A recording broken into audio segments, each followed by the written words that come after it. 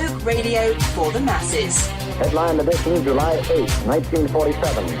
The Army Air Forces has announced that a flying disc has been found and is now in the possession of the Army. If the game is rigged, change the game. Game changer.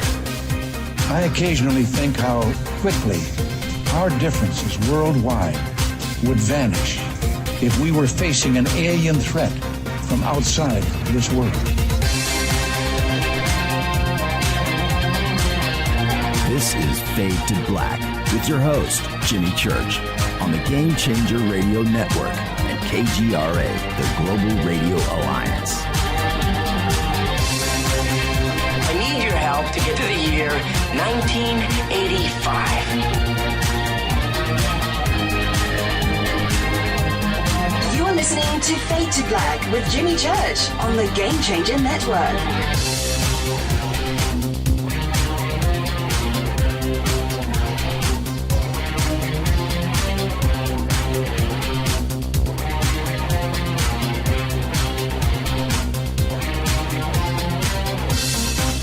Good evening, Fade to Black. Bespoke radio for the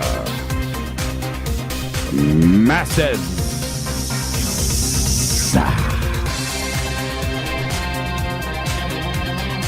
How you doing? How you doing? It's Wednesday, April 10th, 2019. 100 days into the new year, just 265 days left.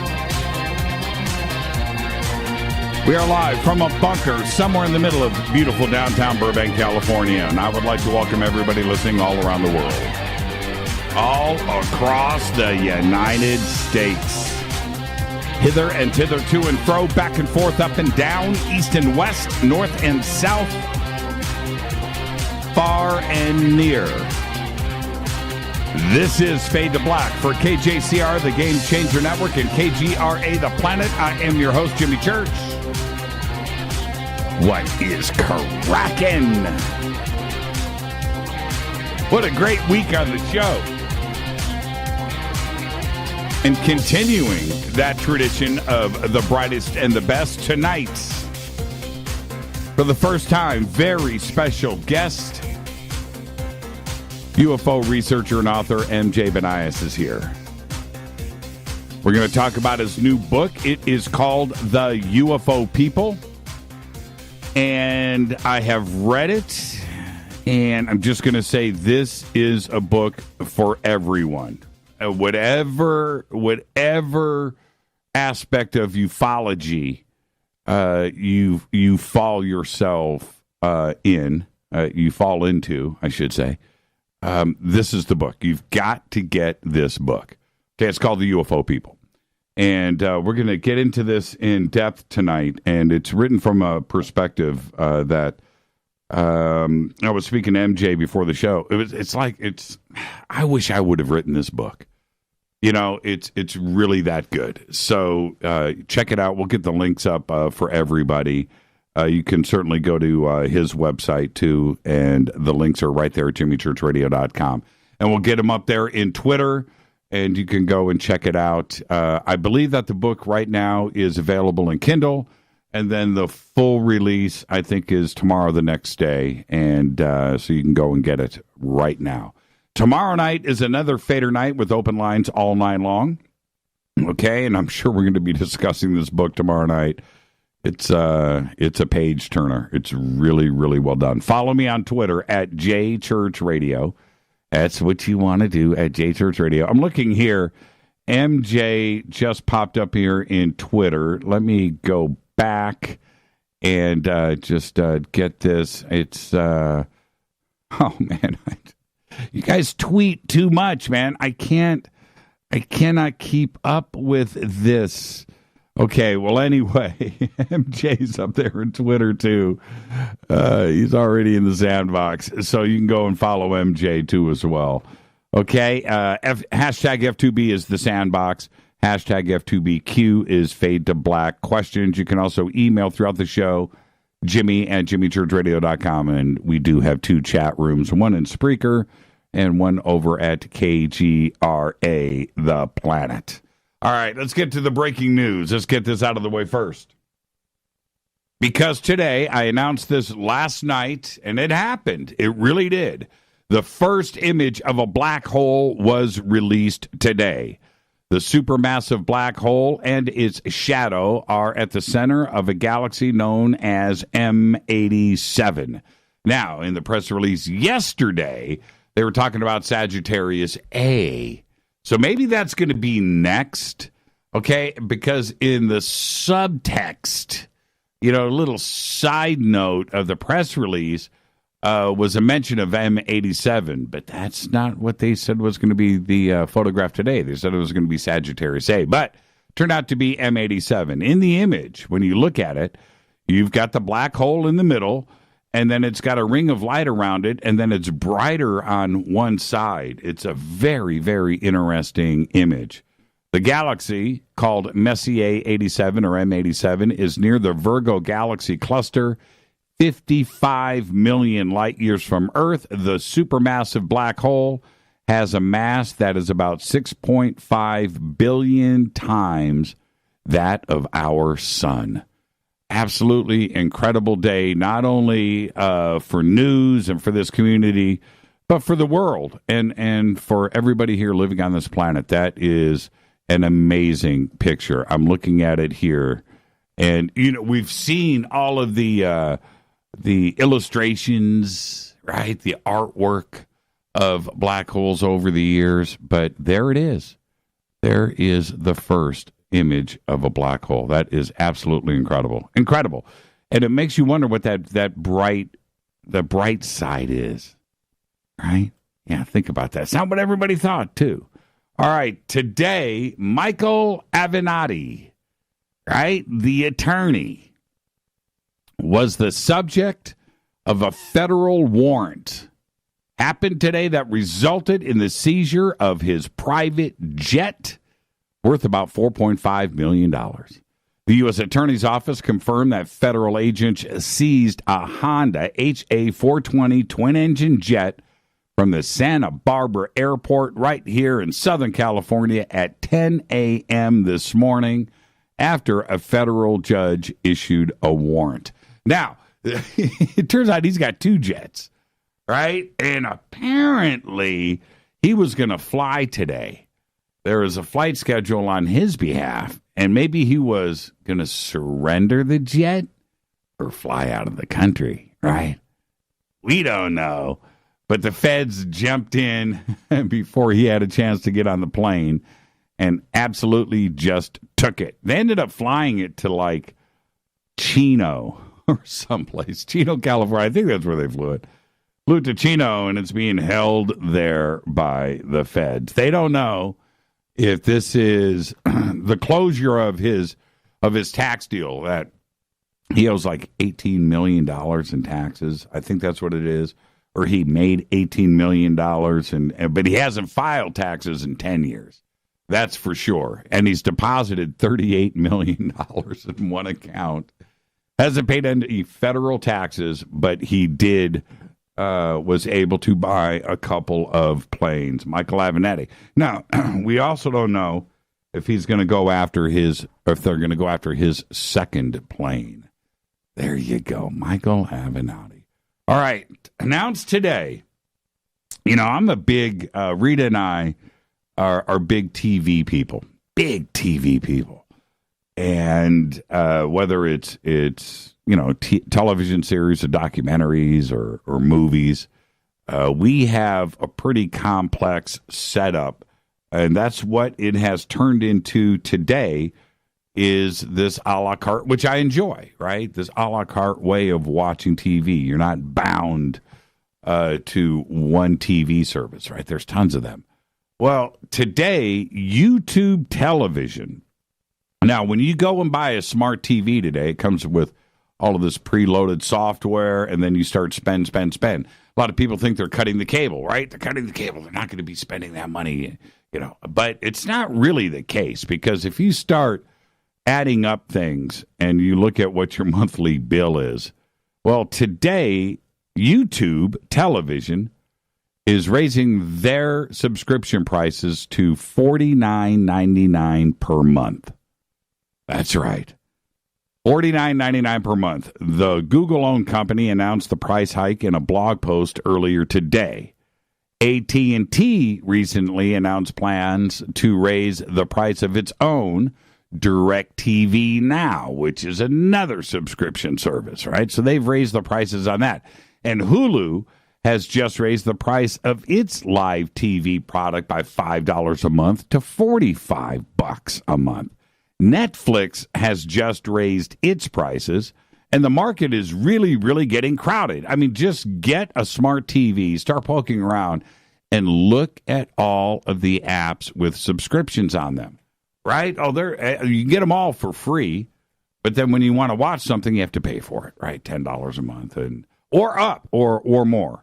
So some are less, not really. And if you're going to pay less, you're going to get commercials, right? Well, anyway, it doesn't matter. Apple just moved into the streaming business. That was announced last month. And both Disney and Warner Media are planning their own services as well. So, yes, it's starting to get very crowded. And you can top all of that off with T-Mobile, who today announced its new T-Vision, television, right? Get it? T-Mobile, T-Vision platform. Again, another streaming service. It's nuts. Nuts. You start adding all of this up and you're thinking, man, I should have just kept my cable. I should have just kept my cable. You start poking around and the next thing you know, you got Netflix and Hulu Premium and DirecTV and Amazon, and you're paying for all of these new movies. And it's really strange because sometimes DirecTV gets them first. The new movie, sometimes it's Amazon. Amazon's always a couple of bucks cheaper. One is always first and in front of the other one, and sometimes one has it over the other. And you start cracking at those at $19.99 for a purchase, and you do that a few times a month. Right? And then the rentals, $6.99. You're like, okay, yeah, we'll watch it. Yeah, no big deal. We'll watch it. And the next thing you know, you're dealing with hundreds and hundreds and hundreds of dollars per month, and then go and purchase a TV series from the $50, right? Or it's really funny too because it'll be $50 for the series or $10 per episode. It's just like, all right, yeah, it's a crowded market. Okay, other big news today. I don't know if it went down, actually. It was supposed to. I didn't get a chance to check this out right before the show. So let me see if it actually happened yet. Okay, I don't see it here. I thought the announcement would have happened already. Falcon X, the Falcon Heavy, SpaceX's Falcon Heavy, the most powerful launch vehicle in the world today, was going to make its first commercial flight between 6:30 and 8:30 p.m. Eastern Time, which that window has passed. So I don't know if it launched. Can somebody give me an update right here on Twitter? I thought I would get a yes or no announcement on the launch. And it was going to carry up the Arabsat 6A communication satellite into geostationary orbit over the Middle East. And it's called live radio.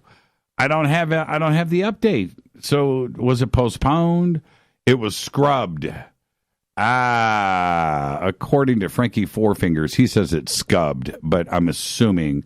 Okay, the launch is tomorrow now. Falcon did not launch. Okay, there you go. That's why it wasn't announced. Well, you would think that they would announce the postponement. Okay, canceled. There you go. And don't forget to get the Surfer music streaming app, SURFR. And you can go to surfr.fm. I love doing this because it's right here on my phone.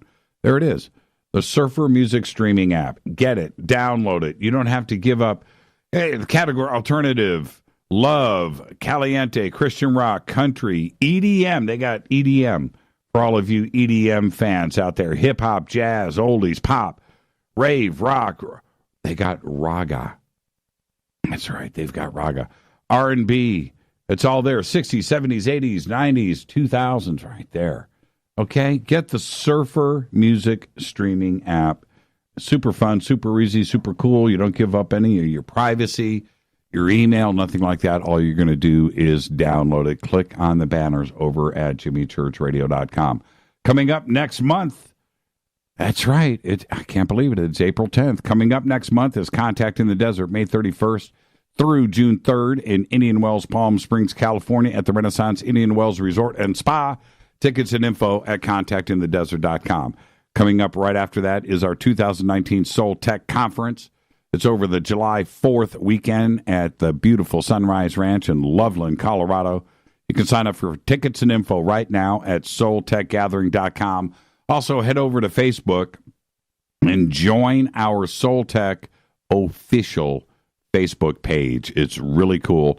And Holly Marie's going to be doing an AMA over there, so you've got to go and check that out. All right, don't forget to subscribe to our podcast. I do have an announcement to make. The podcast from here out, starting today, actually, commercial-free, editing the commercials out for the podcast. So for all of you out there that have been enjoying the podcast for the last 5 years, those will now be commercial-free as of today. So yesterday's episode on the podcast is commercial-free. And we're going to be doing sort of the same thing over on YouTube as well. Well, this is a live show. This is a live stream. Commercials are here. That's right. Okay. You can become a Fade or Not over in our membership section on the site. Just go to jimmychurchradio.com and sign up right there. And if you become a Game Changer, which is there, you get those shirts and hats autographed. You get the bunker cam, you get a private email to me, and you get access to all of our archives, commercial-free, downloadable MP3s, optimized audio, crystal clear, amazing. Okay, so you can do all of that in our membership section of the site. Let's get this show cracking. Happy birthday to today. Now, this is weird. This is the universe.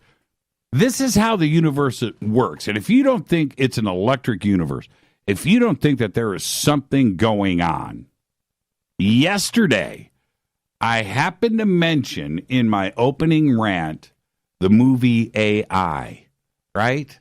I did in my rant. And I was talking about light beings. I was talking about the end of the movie and how E.T. was represented. And I mentioned Haley Joel Osment. Couldn't remember his name yesterday, but I did remember his name eventually. But anyway, I mentioned him yesterday. It just popped in my head. Today, it's his birthday. Happy birthday, Haley Joel Osment. How crazy is that? He is 30 years old. Did you see, what was that? Was that the new version of the X-Files?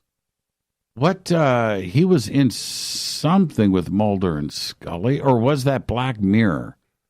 The one where the AI, the robots were taking over. I think that was Haley. All right, anyway, on this day in history, 1970, OTD, Paul McCartney announces the breakup of the Beatles officially on this day, April 10th, 1970. Here's your fader fact. All right, here's your fader fact. The Himalayan honeybee. Now, I want you to listen to me. The Himalayan honeybee, the largest, the biggest of all of the honeybees, makes a hallucinogenic honey. It does. It does. And if you think the Himalayan honeybee is the only one that knows about it, well, now you do. But so do the locals. That's right. Well, let's just say that they know what it is, and they like to collect it. There you go. That's a fact. You didn't know that, did you? You didn't know that. The Himalayan honeybee. All right, tonight, UFO researcher, author MJ Banias is here, and we're going to be talking about his new book, and it is called The UFO People. And we're going to be discussing this throughout the show tonight. It's an incredible book, and we'll get the links up right now for it. in Twitter, and you can, of course, click on the links over at jimmychurchradio.com and Terra Obscura, and it'll take you straight there, and you can get the book there, too, as well. Okay, now, tomorrow night is open lines all night long. Okay? All right? It's Fader night. Let me hit this coffee, and I'm excited about the show. Couple of things, and we're going to be touching upon these subjects tonight with MJ. But the book is called The UFO People, and as I have been reading it over the last week or so, a lot of memories came flooding back. And one of the idea for the book is us, right? This UFO community of ours. That's the foundation of the book. But it just got me thinking on so many different aspects of it, of what this community is. And I want to say this. The way that I feel about this community is that it's a very open community, and that you are able to express and talk about things that you would never, ever talk about at work, with your family, maybe, right? With your friends. But you can go to a conference, or you can go to a show like this, or you can hang out in the sandbox or the chat rooms. And I've seen it. It's going to happen tonight. People are just going to talk, and they're going to open up. And that is one of the beautiful aspects of us. And there's a couple of myths about the UFO community that I don't necessarily agree with. And one of them, and I'm going to talk about this tonight with MJ, one of them is that this is a white man's boys club kind of thing. And I think that's old school talk. I think that is from the past, or people that have never been a part of the community. They make this observation from the outside. I think it couldn't be farther from the truth. There's that part of it in that, and also that it's an older crowd. It's an older generation. And and although MJ doesn't necessarily address this in the book about ages or race or gender or anything like that, but that's what this community is. It's a very open, I've said it so many times before, it's like a rainbow coalition where we can just all get together. Because when I look around, sometimes I feel like I'm the only guy in the room, right? So many women represented. Sometimes I feel like I'm the oldest guy in the room. I really do, because I can look around and I'm like, oh, somebody older than me right over there. This is great. Because at every conference that I speak at, and if you've ever had the privilege to get to a conference and attend one, and then you get, you're out there and you see what I do. I'll always call out the oldest and the youngest in the audience, and I'll give them shirts. And I'm usually quite surprised because I have hit, I think one time, didn't we, Rita? I have to ask Rita this. I think we met a lady that drove a long ways with her daughter, and she was 100 years old. It was 100. And at each conference, I'm just shocked where I'll have kids, 5, 6, 7 years old, and sometimes many of them. And we've got to have a little discussion as to who is younger, right? And I will always take those pictures. And that's what I see. I see such a young average age these days, right? And I think that everybody is represented. I see everybody from all around the planet and different countries and from different backgrounds, and you would just never guess. And that's where we are today. It is totally different. And the reason why I think that is because in the years past, in the 50s, in the 60s, in the 70s. It was a different way to research, and those were young people at one point. Those crowds got older. They still stayed with ufology, but we kind of skipped a generation. Today, and certainly through the 1990s and 2000s, leading up to now, and this is now 2019, is that with science and the availability of information out there, those that were interested in the UFO subject now know more about science and space and the galaxy and the Milky Way and the universe and how many planets and stars are out there and the question of alien life, more life being out there it's 100%. Of course there is. So that's what is causing this brand new influx into our community. And that's the way that I see it today. It's not like it was before. I remember reading, and I was reading, this is in the late 90s. I was reading about different UFO conferences and, newspaper articles and articles about this and things, and a couple of videos where they're attending these conferences that were flooded with gray hairs, right, blue hairs. And, that's what was attending these conferences, and that the attendees and was down and was low. That's not the case today. There are UFO conferences everywhere. Contact in the Desert this year is going to have 7,000 attendees. Conscious Life Expo, 15,000. Think about that. Alien Con, chuck in another. I've heard different numbers there, 7,000, 10,000, 15,000. And that's going down here at the Los Angeles Convention Center here in a couple of months. So it's not that kind of party anymore. And that's what this is about. That's what this community is. And that's what this book is about. It's an amazing book. So we're going to talk about all of that. Our guest tonight is MJ Banias. I am your host, Jimmy Church. The book is called The UFO People. I'll be right back after this short break with tonight's guest, MJ. I'm your host, Jimmy Church. Follow me on Twitter at JChurchRadio. We'll be right back after this short break. Stay with us.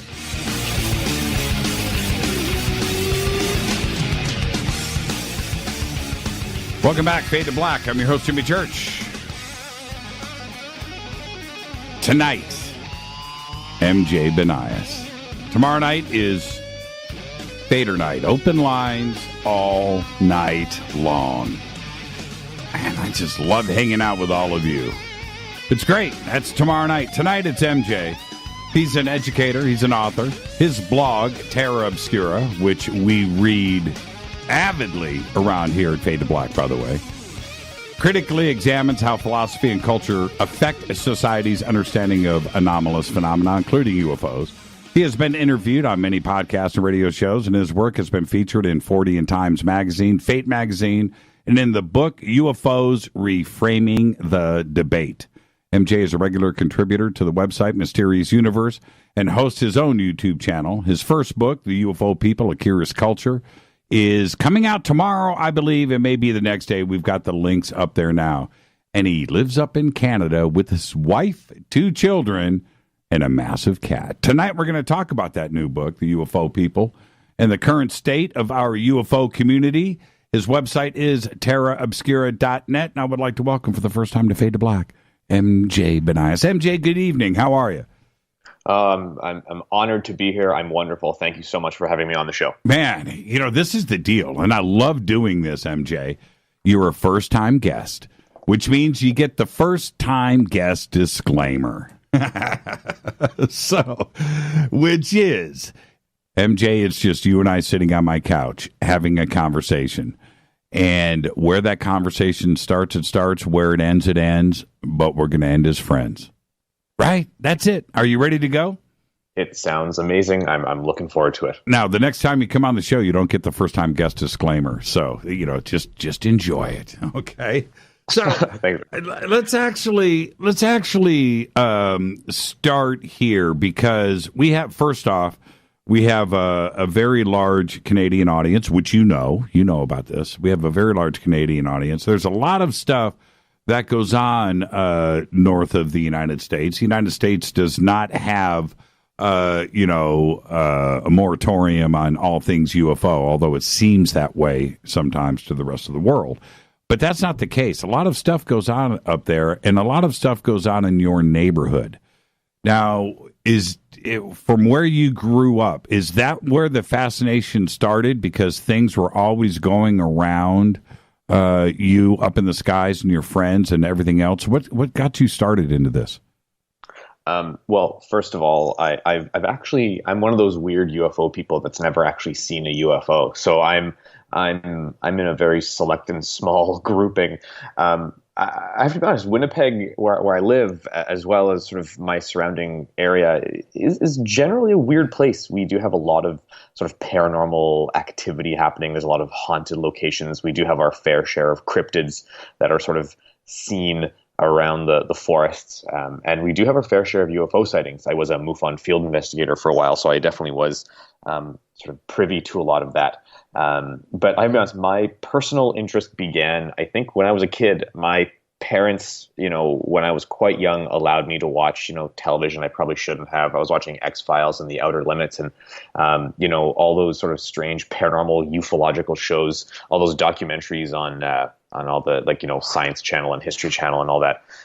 They raised a really messed up kid. So, good on them. But that's kind of where it all started for me. I think how most kids get started. You sort of have a weird childhood and weird upbringing. And then you just kind of fall into it, I suppose. Well, okay. Now that's a good place to start. Your approach to things. Okay, this book is written about the community and some of the personalities that are inside and outside of this community, and you wrote it from that perspective. But there's also a pretty cool way that you start the book off, in that you went to MUFON and you were expecting a few things to happen, and I would too as well. But you also mentioned in the book, and I just want you to explain this, that you had already been investigating UFOs when you went to MUFON, that you had already had cases and situations that were handed to you and that you were already checking out. Explain that. Were you some independent investigator before MUFON? Sure. Yeah. So when I was in university, a lot of my university work based around cultural studies and theory. So I was really interested in subcultures in particular and how communities form around like certain ideas. So if you look at UFOs, for example, there's definitely a UFO community that sort of hovers around this UFO question. When I left university, I sort of got married, got a job, did all that. And there was a temporary sort of period where I met up with some local paranormal investigators, and I began working with them. I wasn't really sort of doing a lot of investigations, but more of sort of helping them with email and their website and just doing the more technical stuff, because I really wanted to get to know them. I really wanted to get to know them as people and why they were going to people's houses in the middle of the night and looking for ghosts, right? Mm-hmm. And they got a case that was emailed in about sort of an alien abduction case. And then what started to happen was a few more cases came in regards to UFO sightings, and no one really, like the people who were sending them in didn't know what to do with them. This is a paranormal group, so we'll send it to you, I guess, and it's an abduction case, or it's a UFO case, or it's a, UFO sighting case. So I started to kind of deal with them myself because the paranormal group wasn't really interested. They were more interested in ghost hunting. And for me, this was something a little more, my speed. So I picked up a few cases and I got in touch with another local UFO investigator, researcher, and author named Chris Rutkowski, who lives in Winnipeg. He's written several books on UFOs. Mm-hmm. And we started kind of working together, and I started writing about some of my cases and my experiences, sort of being with these different sort of experiencers and witnesses. And I wrote my own blog, and then eventually I sort of realized I had to get my hands really dirty. Being an armchair researcher was fine, but I needed to kind of get into the field. And so I decided to become a MUFON field investigator, and sort of it kind of took off from there. I was a MUFON field investigator for about 2.5 years. did tons and tons of sighting reports, looked at a lot of star charts and maps and pictures of Venus. And it sort of took off from there, I suppose. And I wrote a book about it. Now, I didn't pull up the specific quote, but there's a line in it that I really enjoyed when you said, when you joined MUFON, you were expecting, the grandiose things, right? The sightings. Yeah. Maybe you were going to get abducted, right? I don't, that you were excited about everything, and it turned out to be, well, it's a lot of work, but that didn't happen, did it? No. I talk about how I sort of, I got my MUFON field investigator's ID badge or whatever it was, and I was like, this is the coolest thing in the universe. And, in reality, it is like the least coolest thing in the universe. But to me at the time, it was like, this is the coolest thing. And I pictured myself sort of, dressed as Fox Mulder in my Toyota Camry, ripping down some highway, chasing some flying saucer. And obviously that never happened. It is, the best way to describe UFO sort of field investigation is it's very tedious. You deal with these sighting reports, and then you have to collect a whole bunch of data from the witnesses, from direction to altitude to apparent size to where they were. You need to have like coordinates, longitude and latitude, and you basically kind of need to piece this picture together. And then you look at like flight data, you look at star charts where Venus was, where the International Space Station was. Like, it would literally take tons and tons of hours to figure out that what they saw was sort of, something very prosaic. But what I loved about it wasn't so much the investigation and doing all that work. What I loved about it was meeting the people and interviewing them and speaking to them, because UFO witnesses are incredibly interesting people, and they come from all different walks of life, and they're all sort of drawn together by this phenomenon, whatever it is, and so they're incredibly unique and wonderful. So I loved talking with them and meeting with them. And that's sort of, again, what kind of led me down this path to write a book about them. Now, as you started to get into the UFO community and where you are today, certainly you wrote this book, and your blog definitely comments about the state of the union when it comes to our UFO community today, and it's all well written. But did you have, what was your thought of, what was your perception of what the UFO community was going to be versus what you have learned today? What did you think going in versus where you are now? Wow. Yeah, that's such a good question. I think I started off with the idea that, I think I began where kind of most people begin. I think I began with this idea that the entire UFO community was crazy. And then, it took me, 4 years of research and probably 2 years of writing to do this book. But within that time, I realized that, in fact, there's nothing crazy at all about them. Sure, there's sort of kooky people, but generally, the vast majority of the UFO community is incredibly stable, incredibly sane, and they've just experienced something that they can't explain. Or they're people like me who pursue something that's unexplainable, and nobody has any idea why. So it's definitely changed. It's definitely kind of gone from I had a lot of preconceived biases and preconceived ideas that obviously changed the more digging I did and the more research I did and the more people I met in this community. So I don't really have like a better answer than that, because I think my ideas are still changing even today, and they probably will change within 5 years. What I think most people find out about the UFO community is that it's a cross section of us, just in general. And you can sit and talk about food or sports or politics or religion or families and kids and have the absolutely most normal conversation possible, right? And then you find out, and let it swing into abductions or the UFO phenomenon. And then you find out how passionate the very, very same people that you would think, like you're saying, are just normal, right? Completely sane, but this is a very personal thing for them, isn't it? It is. And I was having this conversation with Mark O'Connell, who wrote the book, The Close Encounters Men.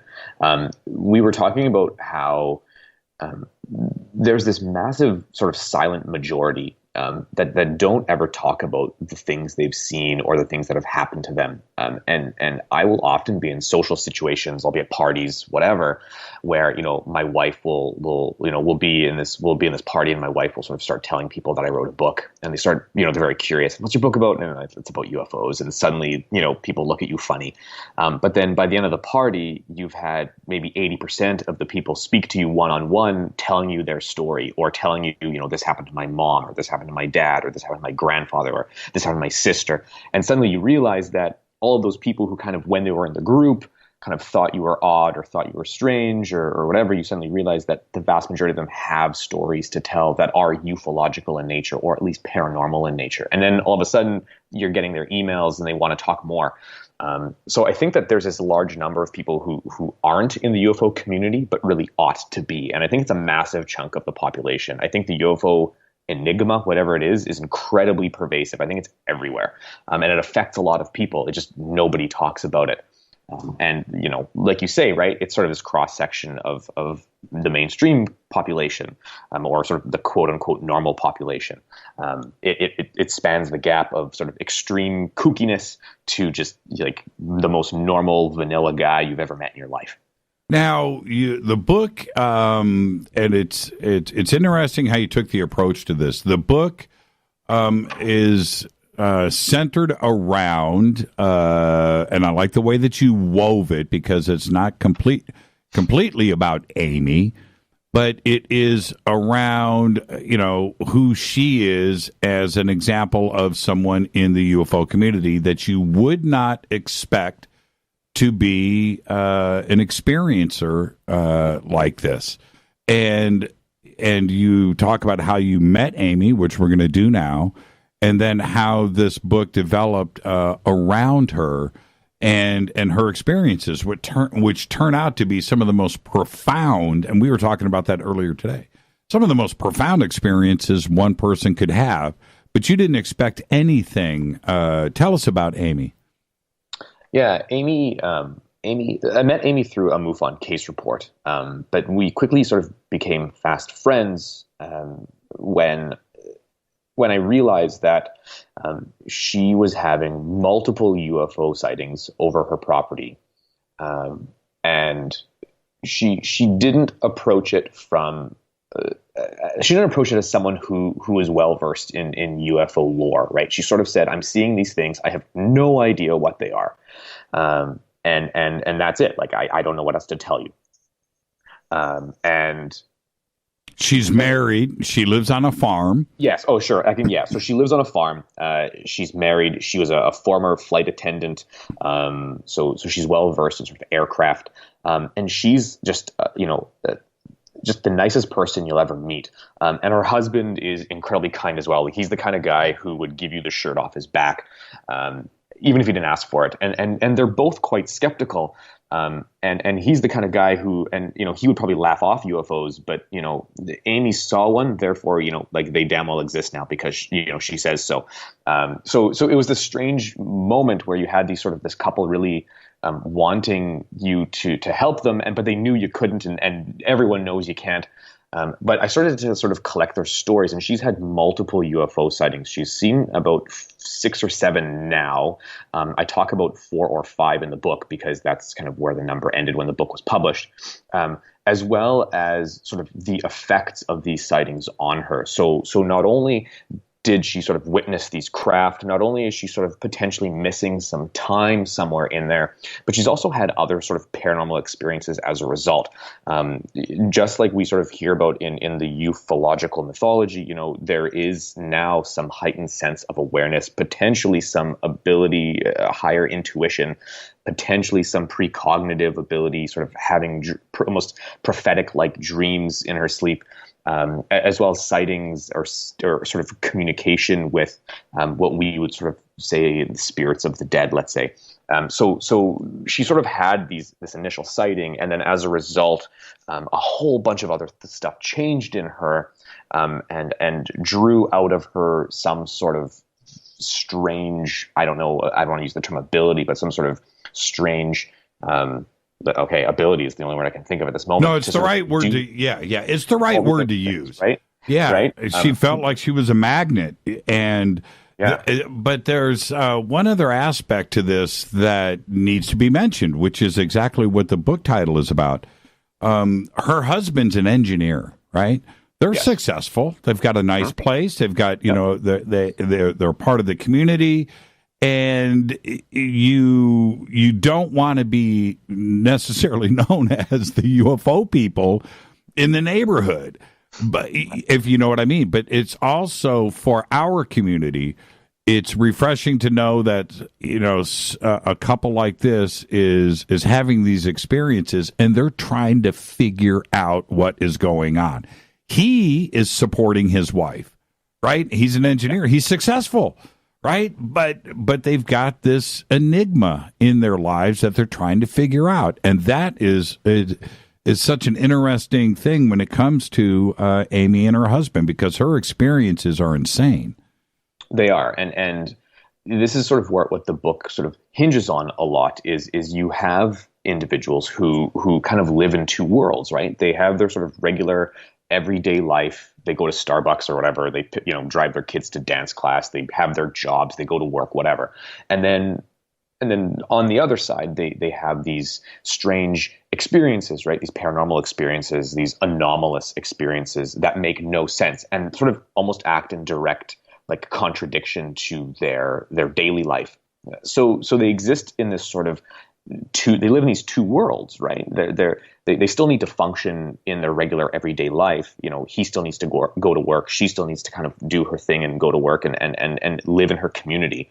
But she's also someone who has come face to face multiple times with things that should not exist or things that ought not to exist according to mainstream culture or according to daily life.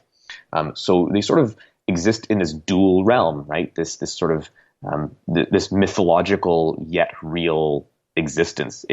That's sort of what the book sort of tries to extrapolate on, I suppose. Now we're going to head towards a break right here. I'm going to ask you two direct questions that you can answer quickly.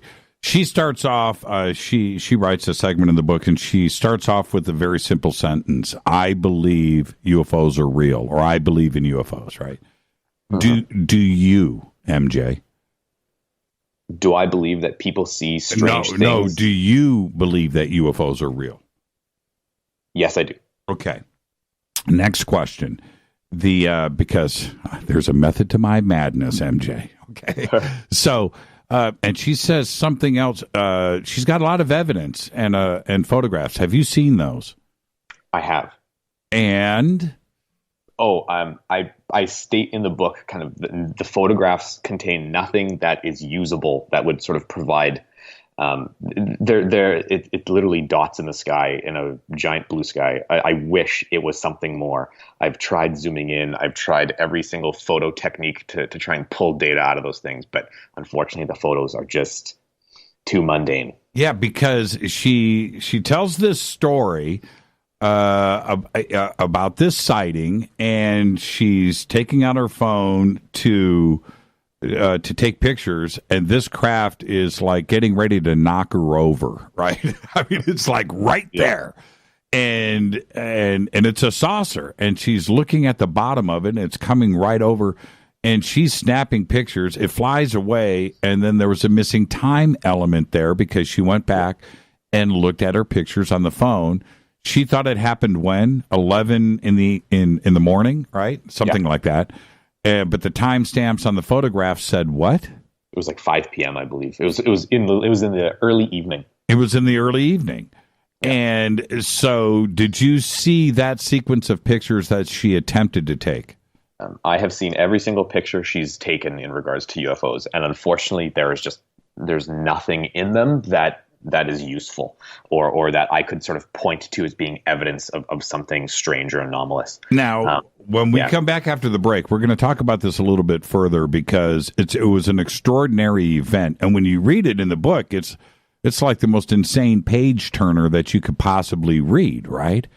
But when you go back and you look at the photographs and you listen to her account recounting the story, they don't line up. And for you, what do you do with that? Well, as a UFO investigator, or as someone who's an investigator, you simply have to say, listen, I can't explain it. But you also have to sit on that line of, because I don't have evidence, I can't necessarily say it's alien or interdimensional or whatever, right? You have to kind of you have to live in this I don't know what it is. Yeah, and you're forced into, you can't prove that it happened, and you can't prove that it didn't. Exactly. Yeah, exactly. Yeah, it's a pretty interesting situation to be, because also you have a relationship with her and her husband now, and you have to take all of that into account too as well. Fascinating stuff. It's a great read. Take a break right here. Our guest tonight, MJ Banias. His new book is called The UFO People. We're going to take a quick break here. We'll pick up where we left off. We're talking about Amy, and then we're going to go deep. There's a lot of stuff here. It's going to be impossible to get it all in tonight, but the links for the book are up in Twitter. It's Fade to Black. I'm your host, Jimmy Church. We'll be right back after this short break. Stay with us.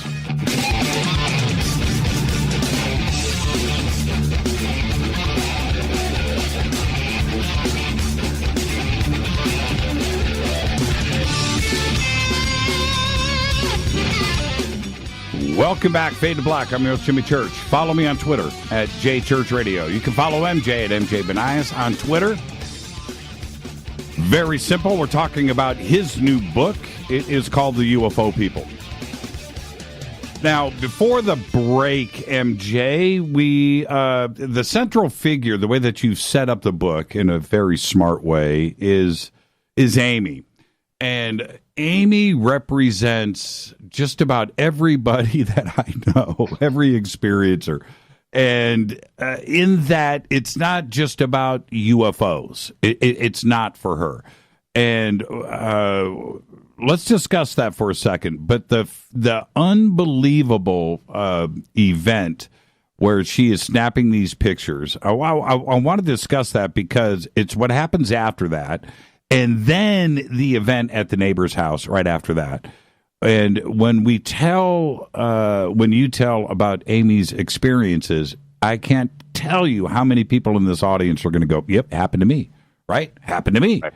And it's a very strong example of what people go through.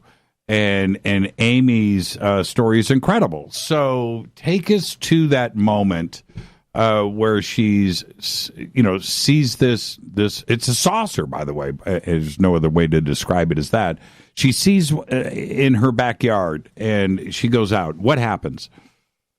Sure. So she's going out to feed the cats that sort of live in her barn. She lives on a farm, so there these large barns, and there's multiple cats that live in the barn. So she's on her way to feed them, and as she's heading towards the barn in what she thought to be was the morning, she looks up into the sky and sees this, like you say, a large sort of saucer-like craft sort of hovering and moving sort of slowly over her basically. And she looks up and obviously has this sort of crushing feeling, right? As if this thing's going to just come down and squash her, right? This feeling like she's being watched, this feeling like this great anxiety of like they know who I am, almost like she's prey and this thing's the predator, and it sort of has her cornered, and the only thing she sort of does is she literally ducks, like she literally crouches down and ducks, hoping that this thing doesn't land on her head, and moments go by, and then I guess her brain turns back on and she says, I should try and take a photo of this, and she pulls out her phone to start snapping photos. And according to her, she thinks she has some great shots, clearly, of some massive, saucer-like object.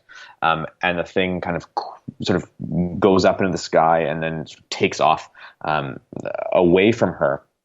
But when she looks at the photographs, one, there's nothing really in them apart from a tiny little black dot that is sort of almost like you can barely see it in the picture. And a timestamp that no longer makes sense, right? She feeds her cats in the morning, so why would those pictures be taken at 5 p.m? Let's back up a little bit here, because she gives one of the most incredible descriptions of this craft in vivid detail. She says that the bottom of the craft is perfectly in focus. It's a saucer. It's silver. And then the top half of the craft is a little fuzzier with a clear dome. And the most fascinating part, she says, things moving around inside of it, like how did she describe it? Like a lightning storm, a multicolored.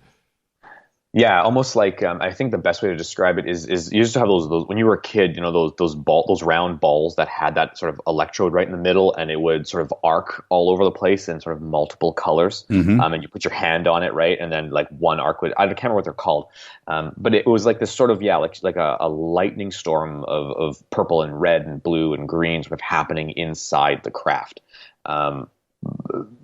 But she got a very brief look at the top, so. I think her description is amazing. She's a published writer, so she sort of has definitely the gift of gab in that sense. But what I think is more interesting is that this thing sort of revisits her multiple times throughout her sort of short period dealing with this so far, sort of within a few years. But it also doesn't always look the same, right? She's seen multiple objects in the sky, and every time there's something different. One of her initial sightings was almost like a cigar-shaped craft, except it was vertical with sort of these jutting out sort of crystal-like orbs and shards, and it was almost like a hotel was parked in front of her window in size, and it was just this tall sort of building-like cigar-like structure heading straight up. So whatever is happening, she's having multiple different experiences and multiple different, I guess, visions or interpretations of what this phenomena is. And now it's gotten to the point where she says that every day, she wakes up, and every night she's looking out the window expecting to see something. Yeah. And to this day, she still sees them every once in a while. She'll send me an email, maybe once every week or two saying, this happened, or I saw this, or I had this weird feeling. So clearly, as I sort of explain in the book, she's definitely being haunted by something, right? It's for some reason pursuing her. And obviously we don't know why that is. That is really the big question of the UFO phenomenon. Well, and then let's go straight to it. There's the next part of the book, which is called "The Woman on the Porch." So Amy is out walking her dogs, and I'll let you pick it up from there. So she's actually going to feed the dogs at her neighbor's house. So her neighbor's away, right? Her neighbor's away on a trip, and she asked Amy to take care of the dogs, let them out, go for a run and get food or whatever. So she's heading to her neighbor's house, and the walk is not very long. I think it's about 5 or 8 minutes. She states to the next house. And as she gets onto the driveway, and it's quite long, like the driveway walk alone is a minute. And she sort of, as she's walking down this driveway, the minute-long walk, she realizes it has taken her a lot longer than normal. She sort of gets to the down the driveway, and she feels as if like 5 or 6 minutes has gone by, like this, like as if like she's walking, but like she's not making any progress. Anyway, she gets to the dogs. And as she's walking past the front door and the porch of this farmhouse, there's a woman sitting inside the porch. She sort of waves and says hi. The woman sort of just glares at her, holding her cup of coffee. And Amy sort of thinks, well, it must be, a friend or a neighbor or the woman's sister or something. So she sort of ignores her, says hi, gets no response, and lets the dogs out, or goes to let the dogs out, and the dogs sort of sit inside the garage, like they don't leave. They almost seem nervous. So she sort of kind of goes in, gives them some food, wonders why they don't want to leave, heads back to the porch, and sort of sees this woman who's sort of now standing up, glaring at her out of one of the sort of screened in sort of windows. And eventually this woman just sort of walks through a door back into the house. So Amy, not really thinking about it, goes back to the dogs, and suddenly the dogs are fine.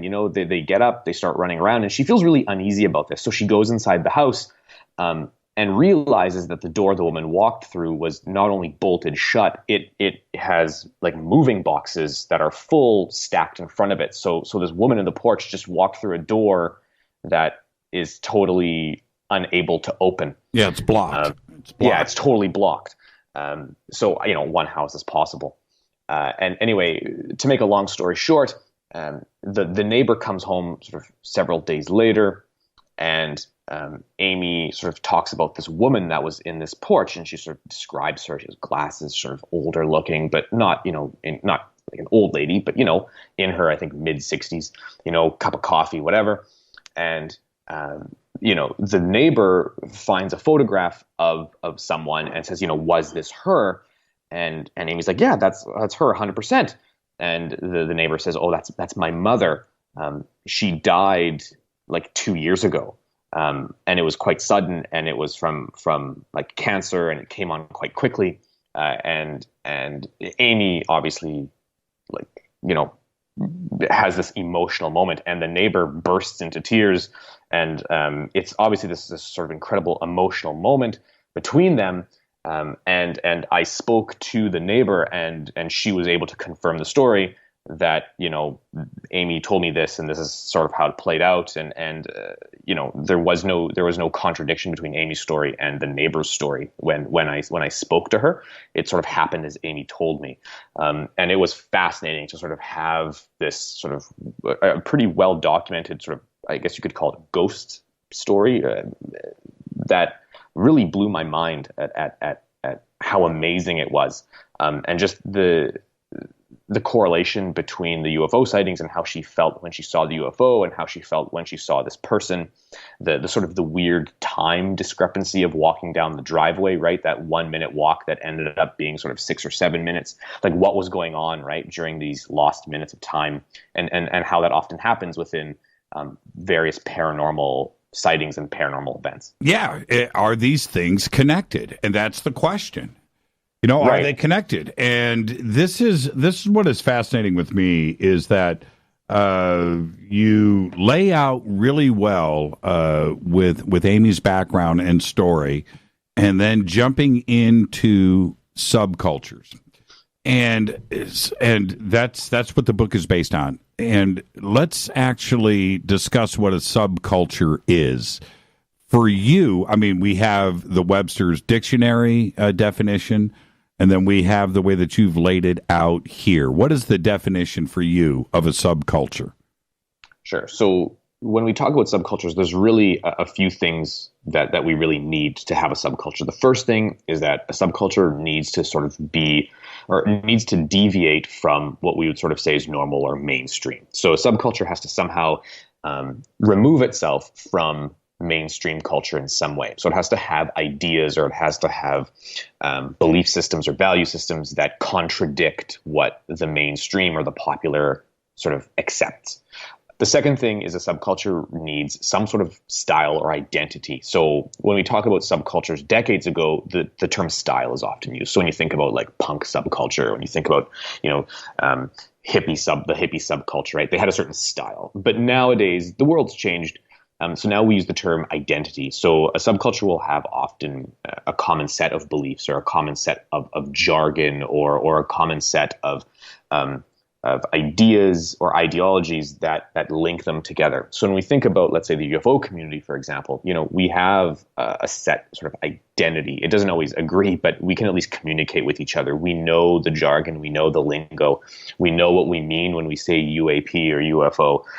We know what we mean when we say, are you a nuts and bolts ET hypothesis guy, or are you a mystical interdimensional guy? We know what all these terms mean, so we can communicate with each other. So when we talk about subcultures, we need sort of those two key pieces, this deviance and then this sort of identity, and that's what forms a subculture. Why do you feel that we here in the UFO community don't have structure in our subculture? And I mean it. I mean it like this: if you talk about anything out there, whether it is a professional organization or the finance world or religion or sports or NASCAR, the NBA, right? There is a structure. There's a hierarchy. You know what I mean? There is control. Not in the UFO community. There isn't any structure whatsoever, is there? No, the UFO community is like a perfect anarchy, right? There is no ivory tower that says you are a UFO researcher or a ufologist. There's and then kind of remove that, right? There's no body that governs UFO research. There's no body that sort of says this is how it ought to be or how it ought to work. We live in this perfect, this like I said, this perfect anarchy where any idea sort of can be accepted. And when you look at the UFO discourse, you have ideas that are the strangest, wildest thing you've ever heard in your life. That's sounds like total nonsense to some, incredibly sane, well thought out, well reasoned, logic and data. So you have this vast array, and the UFO enigma itself seems to kind of be like that as well, right? I think the UFO community really mimics the UFO phenomenon itself, because you have these incredibly insane experiences that we often refer to as high strangeness, that are totally wild, and then you have relatively sort of, I don't want to say prosaic, but relatively sort of standard lights in the sky or seeing some sort of daylight disk that is sort of, I guess you could sort of say, more normal, quote unquote. So we kind of live alongside the phenomenon in a sense, and maybe the phenomenon is sort of like that, purposefully throwing us off all the time and allowing for this anarchy to exist. And maybe the UFO phenomenon needs the anarchy to exist. You need the high strangeness next to the scientific, data-driven UFO research. Well, and so we kind of have a paradox here in that the UFO community has always policed itself. Right. The term "policed" is interesting. Right. It's, yeah. And that allows for, because of no ivory tower there, no standards. It allows for everybody to have this freedom of speech. And what we don't want is to censor our community. But we've got, you know what I mean? Now we've got two things that are working against each other, where everything is allowed. You can have your freedom, but there's no policing for that, and no standards are set. Right. It's a double-edged sword, right? I mean, the UFO community is very much a countercultural community, right? We actively challenge sort of the mainstream power systems. We challenge political systems. We challenge economic systems. We challenge what the very definition of normal is. But the problem is, in order to sort of make any progress or headway when it comes to sort of proper research, let's say, or academic research or standardized research, you need those bodies in place, right? You need a set system of sort of politics and economics and culture, because somebody or something has to decide what is allowed and what isn't allowed. Could you imagine, like, if medical practice was like the UFO community, right, where any doctor can do whatever they want and follow no rules? It would be chaos. So we sort of, it's like a catch-22, right? we haven't really made a lot of progress, ufologically speaking, right? We haven't really gotten closer to any sort of set answer as to what the source is of the UFO phenomenon. That being said, we've made a lot of progress in coming up with a bunch of different hypotheses and a bunch of different theories. And we've kind of run the gamut, I think, of where we're going to go next. Like what is the next thing on the horizon for UFO thinking, and then where are we going in 10 years and 20 years and 30 years? Sort of what is the UFO enigma going to look like in those decades to come? And to that end, it allows for certain figures and certain individuals to come into the community without any set standards. And because of this ability to not be censored or certainly not have a report card and graded like you would anywhere else in NASCAR or if you're a code writer in Silicon Valley, there are, if you're not good or if you're fake or if you have lied on your CV, you're going to get caught. Here in the UFO community, we don't have that.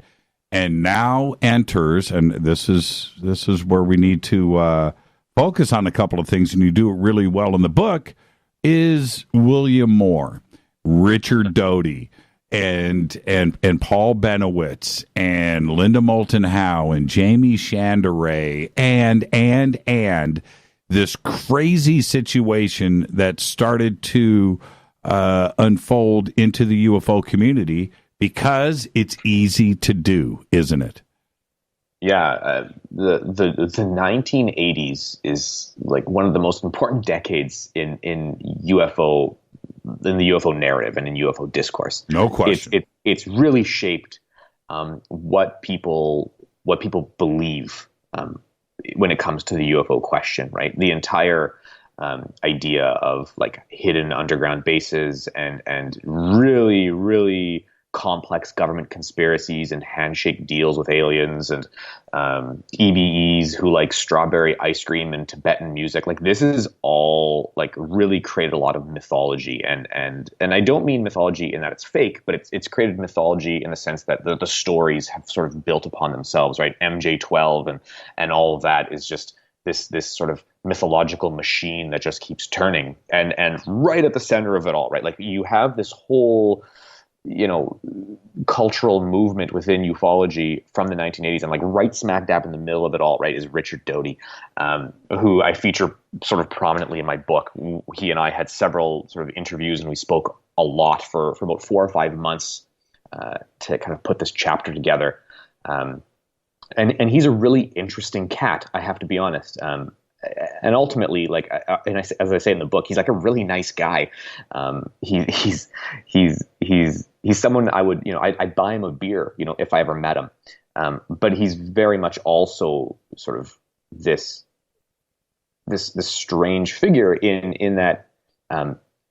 He's the most hated man in ufology. Yeah, he's absolutely the most hated man. Okay, so that part of it. Sorry, he's like part myth and part real, right? Like, not to cut you up, but he's like sort of half mythology and half real. That's kind of the best way to put it. Did you get a chance to listen to? He called into Fade to Black one night. Did you listen to that interview? I did, and in fact, I listened to it the next morning, and I was texting him literally as I was listening to it. Okay. So, yeah, that's when that happened. Okay, so this is your take on Richard. Let's kind of focus on this because he is somebody that hasn't gone away. To this day, he is as much of a part of this community, no matter what your take is on Richard, he is a part of this community today. But it is what he did or didn't do, right, in the 1980s that how should I say this has made him such a dark figure that we don't even know now what is true and what isn't about him, and his job was disinformation, and admittedly so on his part. So how do we today trust Richard Doty? Well, okay, so that's a tough question because one thing I'll say is when I was speaking to Richard Doty about his personal life, he's a grandfather who worships his grandchildren and loves them with all of his heart. He's a family man, so he's a genuine human being, and he's a good person in that regard, right? But he's been sort of lionized and demonized so much that even when I speak to him about sort of the UFO question, I don't know if he's necessarily telling me the truth or not. When he sends me pictures of his grandkids or he tells me about them, I know he's being honest. But when he starts talking about sort of what he did or what he didn't do or what he saw or didn't see when it came to the sort of alien UFO question, you're left in this weird, like, I don't know if I trust you, like you're kind of left guessing, right? But in not in defense of Richard Doty, but to compare Richard Doty to the UFO community, aren't we all kind of like, isn't the UFO phenomenon and the UFO discourse and the UFO community kind of like that too? Like, don't we exist in this sort of dualistic realm where we tell stories and make stuff up and live alongside charlatans who just lie straight up and create ufological content just by pulling out of their butt? And then there's the factual UFO stuff, right? The objective events, the actual sightings, the real experiencers, the real abductees and contactees.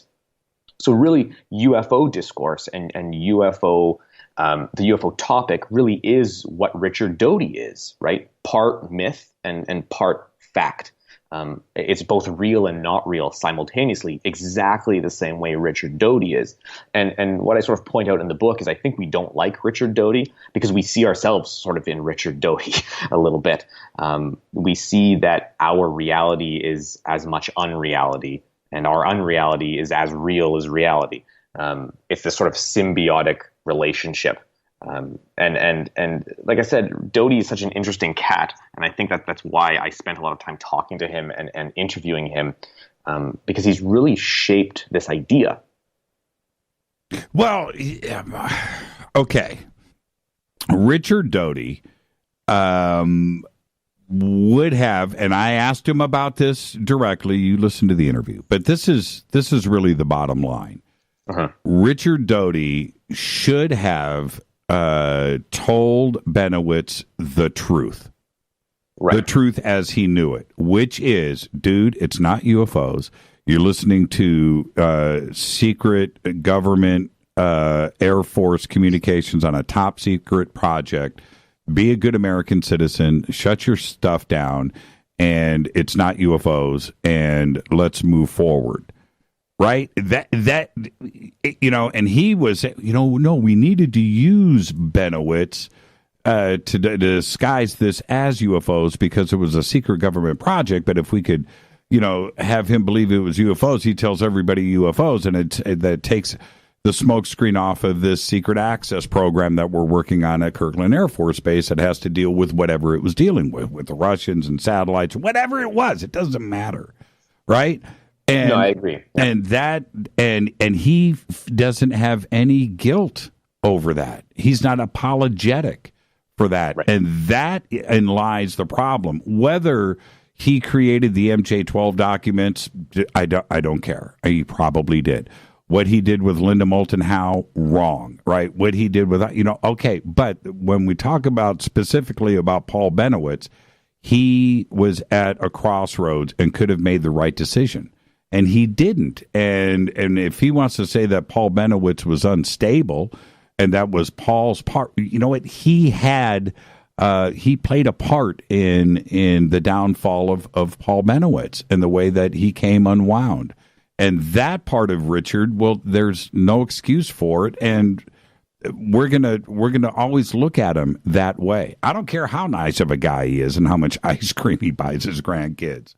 That situation there, and I hit him with it directly, and he just I was following orders. Oh, dude, stop with that. And that's my take, MJ. For you, do you think that he will ever step forward and accept the responsibility?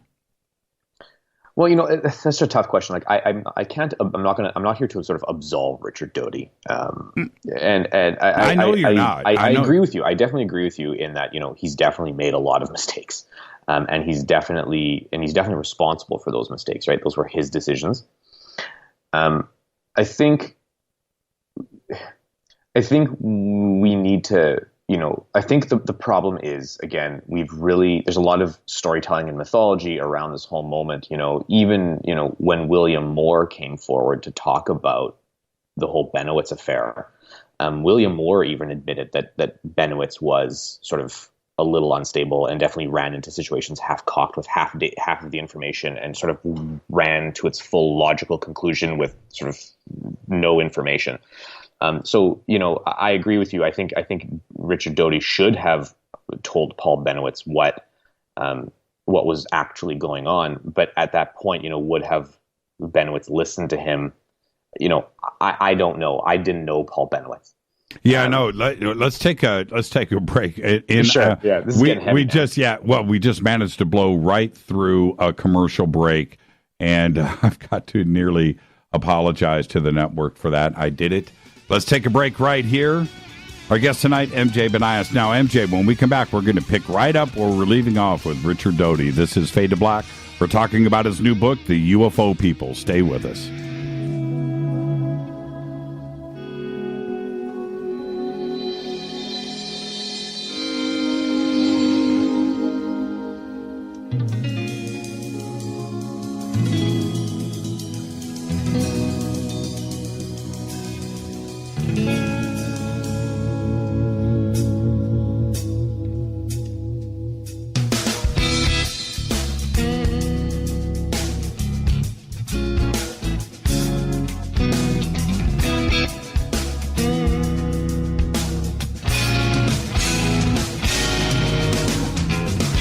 All right, welcome back. Fade to Black. Amazing conversation going on right now. MJ Banias is here. We're talking about his new book. It's called The UFO People. And MJ, really quick, the book is available for full release when? Is it tomorrow? Yeah, hopefully. Right now, the Kindle version is out. So if you wanted to purchase it for your Amazon Kindle, you can go to Amazon now and find it. Or you can visit my website, www.mjbanias.com or terraobscura.net, and you can sort of find the links there. The paperback should be out either tomorrow or the day after tomorrow, so it'll show up on Amazon within the next day or two, hopefully. Yeah, there you go. It's an amazing read. Now, the situation with Doty, picking up where we left off, is this. It's not a simple situation. What he was doing, it wasn't just with Paul Bennewitz, but it was with William Moore. It was he pulled Linda Moulton Howe into this. You have, of course, Jamie Chandaray. You have a TV show or two. You have the MJ-12 documents. And all of this was flooding into, and not only what I just mentioned there, but there were a whole series of documents that William Moore started to produce. And this information and disinformation was flooding into the UFO community. William Moore was not a small person in the UFO community. The guy spoke at every single conference. He was cranking books out, and he had one sensational thing after another that he was flooding into the UFO community. And it's not some simple situation like it was with Paul Bennewitz, and it was taking orders. That's what he was doing, and that's the part where all of us with Doty need to focus on today in the UFO community and what could also be going on right now, and learn from the past and learn to recognize when this could be going on. Right. Right, I agree. I think I mentioned it in the book, but I think if for any of your fadernauts who are interested in this sort of moment of UFO history, something that really is important to look at is something called the Pratt tapes, Pratt, Pratt tapes, and it's basically a series of documents. They're all available online, PDF format. on Google, so you can just Google them. But basically, it was a collection of documents that William Moore, as well as a couple other people, put together, mainly, I think it was Bill Pratt from, Bob Pratt from the National Enquirer. They were writing a book, and it's sort of predates MJ12 and this whole debacle by a couple years. But as your listeners and any researchers kind of go through these documents, they quickly realize that a lot of the stuff, a lot of the ideas that came out in the 1980s regarding UFOs sort of existed in a sort of a novel or an idea for a novel that never made it out. And the Pratt tapes are this interesting little piece of UFO history that we don't really talk about. But when you compare it to sort of any other modern day, let's say, or even contemporary today, UFO, let's say, organizations or groups or whatever, you can sort of draw a lot of similarities between someone's sort of creative project and wanting to sell copies of a book or come up with some novel idea, and then linking it to what becomes accepted as sort of quote unquote real. There's a significant link, for example, between the Pratt tapes and the idea for the novel and the MJ12 documents, which surfaced significantly later in time. And so let's get specific on a couple of things. The working title for the book was Project Aquarius. And which, for those that have study ufology and get into this, that they know about what I'm talking about. But for everybody else, the Pratt tapes and what was going on there is a good point of research. But there's another aspect to this, and we got to talk about Richard Helm too as well, and how the CIA could have been involved in this. But the Magic with a J, the Magic 12, was the centerpiece of Project Aquarius, right? MJ12. The book was even renamed to Magic 12. Was renamed to Magic 12. And Richard Doty was a part of all of this. And that's what Pratt says. Doty is in denial about this. Yeah. But what it sets up for everybody is that Richard Doty certainly was not just some sergeant in the Air Force. This was a guy that wanted fame, apparently, creating this UFO enigma around Magic 12 and MJ 12, and this entire storyline that ended up evolving anyway through Jamie Chandaray, right? Well, listen, I'm not going to speak for Richard Doty here, so I'm going to say alleged fame, only because I don't want to. I'm not going to. I can't go down that road with you. We might just have to differ in our opinions of sort of maybe the motivations of Richard Doty. I don't know necessarily 100%. Right. Well, hold on. Let me just say this. I'm not suggesting that, MJ. What I'm saying is that this story, this period has been laid out that is probably what was actually going on. And Project Aquarius, if you can believe Pratt and the National Enquirer and what is going on, then the story was already written before Bill and Jamie and the MJ12 documents came out, and the aviary and everything else much later. That's what I'm suggesting. Yes, and I think that's a sort of a pretty fair sort of hypothesis for sure. I think we can I can definitely follow you down that road. But Doty is in denial about that he didn't even know Pratt. Now, we've got a situation here. Who do we believe? Right, and that is the big question, and I think that's really the broader question of all like UFO discourse and all the UFO community in general. Is like, who do we believe, right? Because we live even today in a world of many people within the UFO community that we can ask the same question of, right? Can we believe them? And this links back to what we were talking about earlier, right? This idea that there is no hierarchy or established sort of ivory tower or governing body of ufology. Everyone's kind of left to their own devices to make decisions on their own. And it a lot of times boils down to just simply who you trust and who you believe. And it doesn't always hinge upon facts or evidence. Sometimes it does, for sure, but not all the time. Now, you before you started to interview Richard, you were in correspondence with somebody. I'll let you disclose that or not. Giving you a warning about Richard going into this. Tell us about that exchange.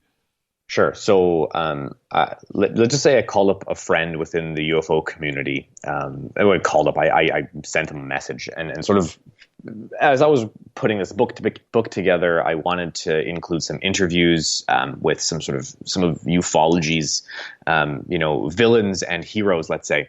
And I wanted to talk to Richard Doty, and very quickly, this person sort of said, yeah, that's a great idea, but you can't trust anything he says, and he's basically gonna play you, and suddenly a very reasonable and rational member of the UFO community who I trust, and not only that, who is a well-established researcher and well-respected, very quickly sort of said, listen, I don't want to be involved in this. Like, I don't want my name in regards to this or in relation to this. So I had to keep it totally anonymous.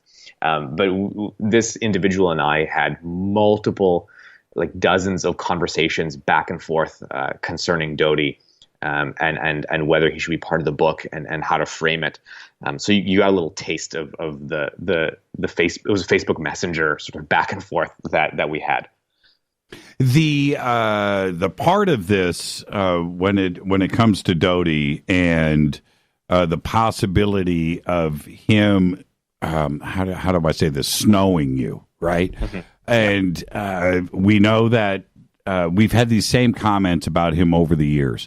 Now that you've got the book out, you've had your conversations with him and things. Do you think that there's the possibility that maybe you might have been played just a little bit?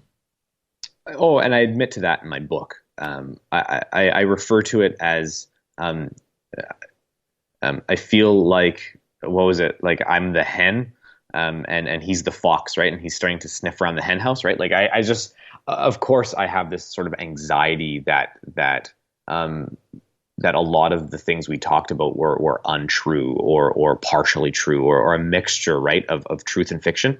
So of course, now there's nothing really in the book that he says really that's sort of not generally already accepted within the UFO community. There is one part that's very interesting where he explains, or he tries to convince me, I suppose, that he wasn't Falcon in the famous 1988 UFOs cover-up live, or whatever it was called, right? That 80s live show that was hosted by Mike Farrell from MASH. Mm-hmm. He sort of informed me multiple times, and he sort of tried to I suppose get me to buy it, let's say, that he wasn't Richard Doty. He was Richard, that he wasn't Falcon during that presentation. But when you watch it, like you can watch it on YouTube, for example, like you look at this person sit there, and while their face is sort of blacked out, you can hear them speak. You can see sort of the wire frame of the glass. It's like you're sitting there being like, oh my God, it's Richard Doty. Like it totally is Richard Doty. What is he talking about? Like, does he actually think I'm going to believe this? Right. So maybe that's the one time I was sort of like, man, he's just flat out lying to me at this point. But listen, he says it wasn't him. He says he can prove it because he has records from his sort of police academy in New Mexico that says he was off training, at the time when that was filmed. And I don't know, like I said, you're kind of left in this, you just don't know what to believe. Well, and the problem with it is, he states, as he has said to me, that Richard Helms was Falcon, head of the CIA. Yeah, he right? told me the same thing. Yeah. Right. And that ain't Richard Helms. No, on TV, certainly not. Right? So now, what are we left with here? I mean, you see the wire rim glasses, you see all of that there. And, I don't know if it's Richard, but I can tell you who it isn't. It's not Helms. Right. But again, that's really it's so quintessentially like UFO community, right? When you talk about who Falcon was, does that mean every time anyone ever discussed Falcon, they were talking to the same person or the same individual? I mean, how many times do you have, emails from people within the UFO community who claim to be someone and it turns out they're not, or they're playing you, or it's just,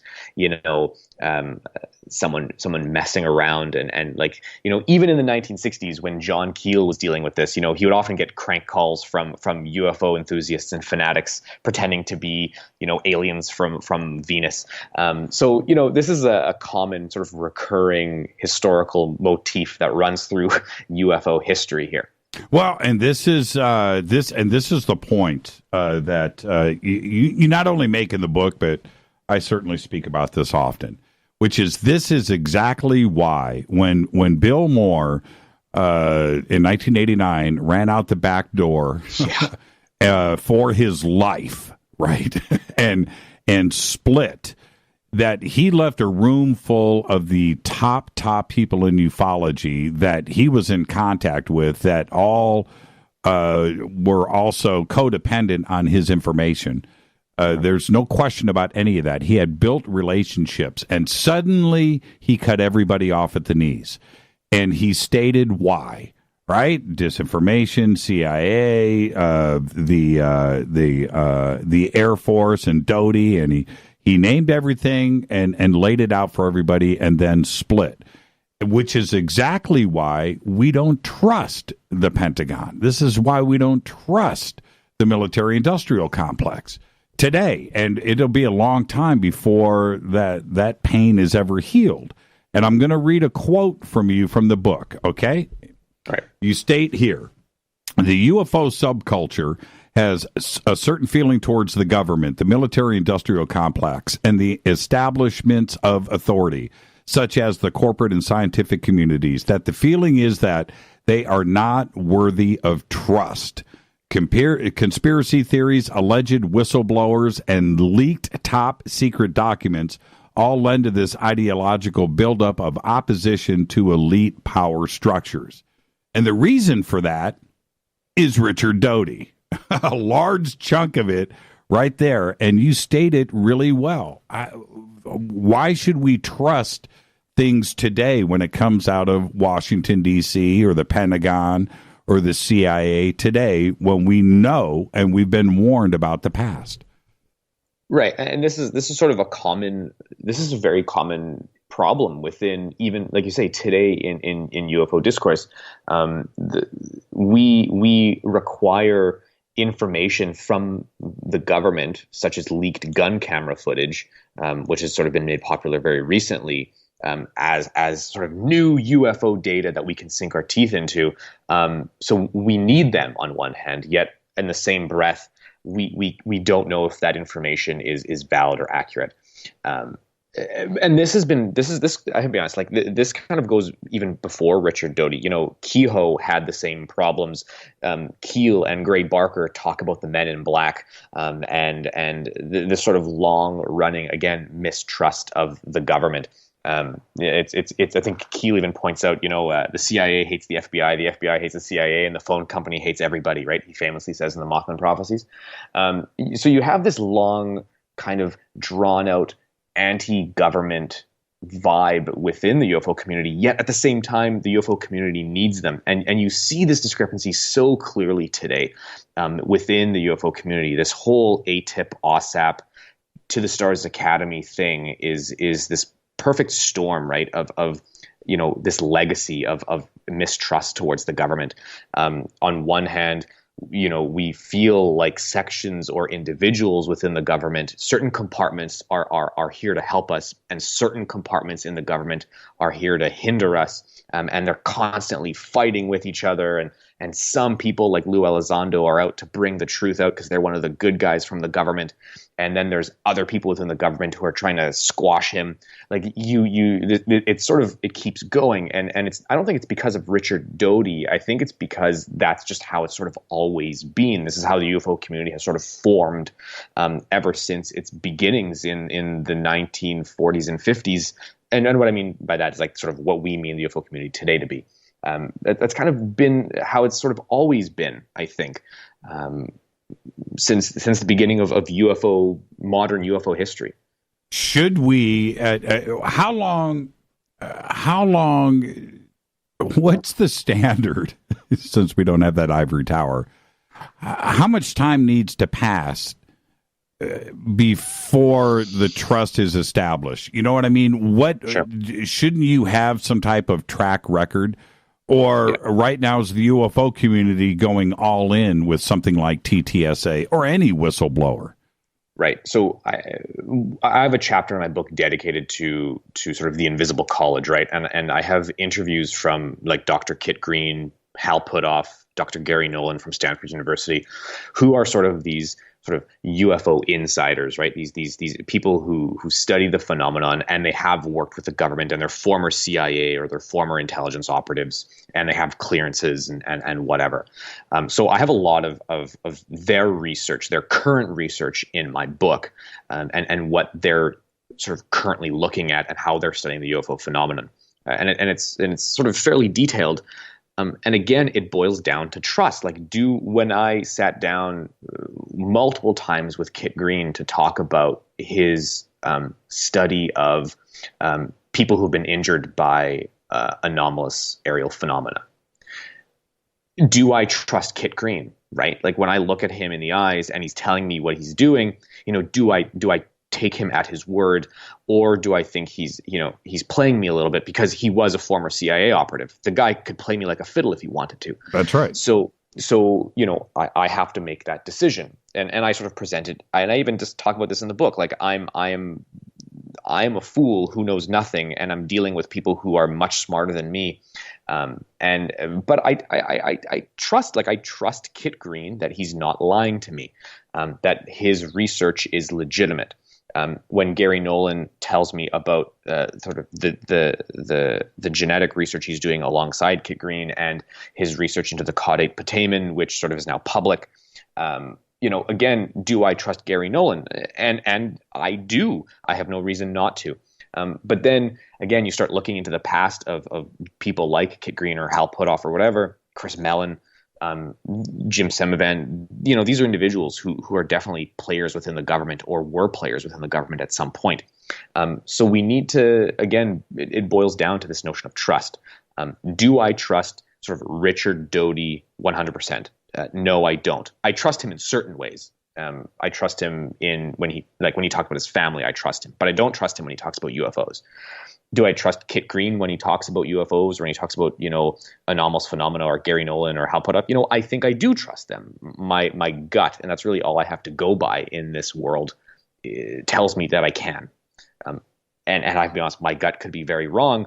I just hope it's not. Let's take a break right here. It's getting heated in here, MJ. It's hot. It's hot. This is Fade to Black.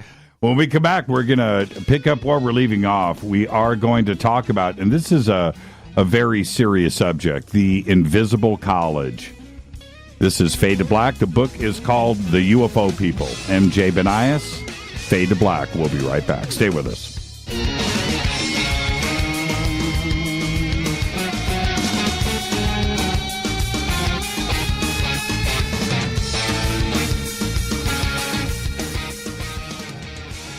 Welcome back, Fade to Black. Our guest tonight is MJ Banias. His new book is called The UFO People. We've got the links up right now in Twitter. The paperback is going to be released in a couple of days. And now, here we go. MJ, I've got another quote from you. I could read the entire book tonight on the show. Is this, and I'm quoting, you say, much of the opposition is misguided, conspiratorial, and even ridiculous.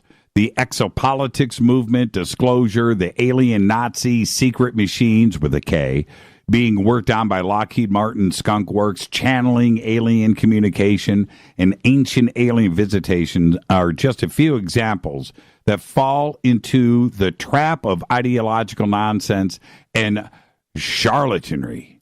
Now, that's pretty heavy, but that's exactly what's going on. And when we're talking about, TTSA and Jim Semivan and Justice and Mellon and Elizondo, you actually, you bring up, secret machines and Lockheed Martin Skunk Works too as well. Is this nonsense? Is this something that we are being sold? Well, it's tough. I purposefully I purposely leave out sort of to the stars. You leave out a lot of things, and you should have. I totally get that, right?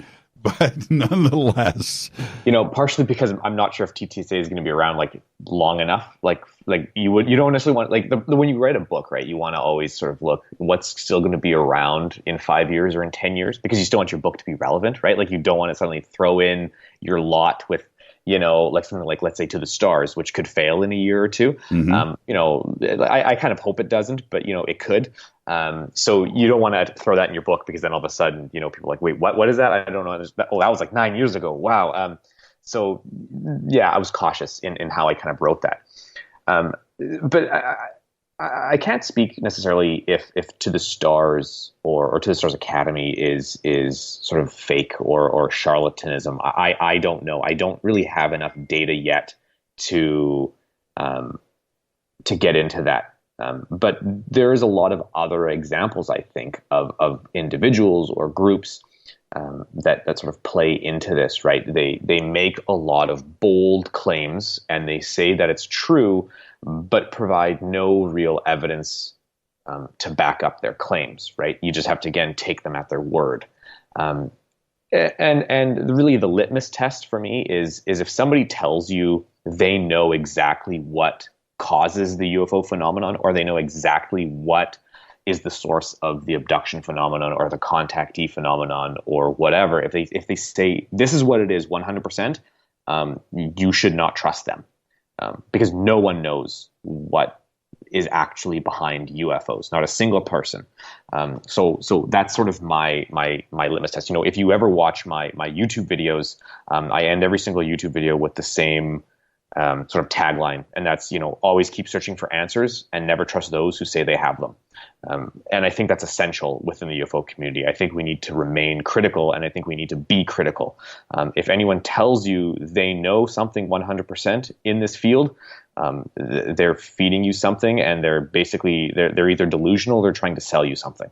And that, and we've got somebody like Kit Green that comes out and says, "Look, man, I don't know what's going on." Right? It's just like, okay, I get it, Kit. I feel it from you. But, dude, you're ex-CIA, right? So I don't know where to go with that. And he is, okay, let's discuss the Invisible College, because you just named all of these individuals who, oddly enough, are all tied to TTSA these days. But the Invisible College, what is the Invisible College? Sure. So the Invisible College, when it comes to sort of UFOs specifically, it was a sort of a term, I suppose, coined by J. Allen Hynek and Jacques Vallée. And it referred to a group in sort of the late 60s, 70s, who were primarily academics, and they were professionals who were looking at and studying the UFO phenomenon, but in sort of total secrecy. So they weren't the usual sort of speaking at conferences, writing books about UFOs kind of people. They were,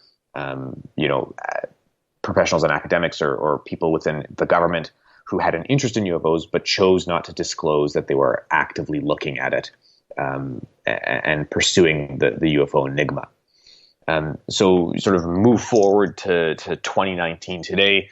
Really, the Invisible College, in really simple terms, is a very sort of loose system of individuals who sort of follow that same principle. They study UFOs in secret, but this Invisible College has really swelled and grown since the 1960s and 70s. The internet has really changed everything, and you have, I would probably say I would say a little less than 1,000, most likely, of sort of people who know each other, and a lot of them don't know each other, and they sort of form these little pockets or confederacies who communicate with one another and throw ideas back and forth, and basically they study UFOs.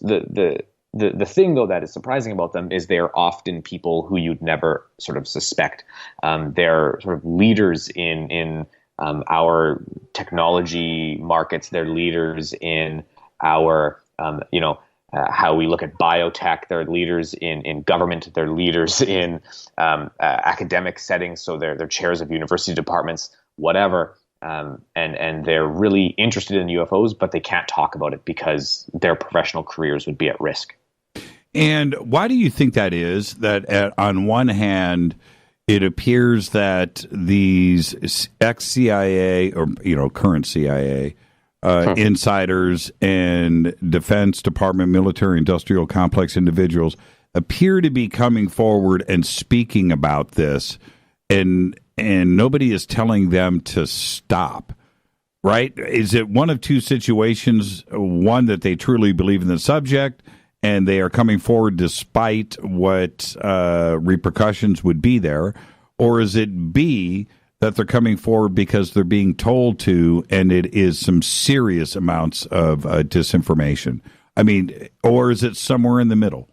Yeah, I think there's probably a third option. I think the third option would be that these people are not breaking any rules when it comes to their clearances, or they're not basically committing treason by violating the rules of their clearances. So the government can't really step in and say you can't talk about UFOs, only because what they're saying is not breaking any laws. So I think that's sort of what's going on here. I think they may know a lot of things. I think when you speak to Hal Puthoff, for example, he knows a lot of things that he can't talk about. He will never say, because if he does say it, it's treason. So he has to be cautious. So I'm not sure if there's some sort of big active conspiracy within the government to sort of shut down all UFO discussion. I mean, that's impossible. We know that's impossible. And not only that, I'm pretty confident the government sort of wants us to talk about UFOs, right? Because they know the myth-making power of UFO discourse, right? We generate our own disinformation and misinformation. I could probably name, I won't, but I can probably name a dozen sort of UFO experts, quote unquote, who speak at conferences and have massive followings, who receive and take half of the information and run with it and spin their own mythologies. And they do it purely by accident. They just have half the story, and that's what they go on. And then all of a sudden, a whole new myth forms and a whole new little piece of misinformation forms, which becomes kind of part of the UFO discourse and is talked about at length and sort of becomes real, quote unquote. And they just don't know. Why do you think that Puthoff or Kit Green or Mellon or Semivan, any one of these individuals? I'm not so sure about Lewis. I haven't quite figured him out yet. I'm not sure what he actually knows.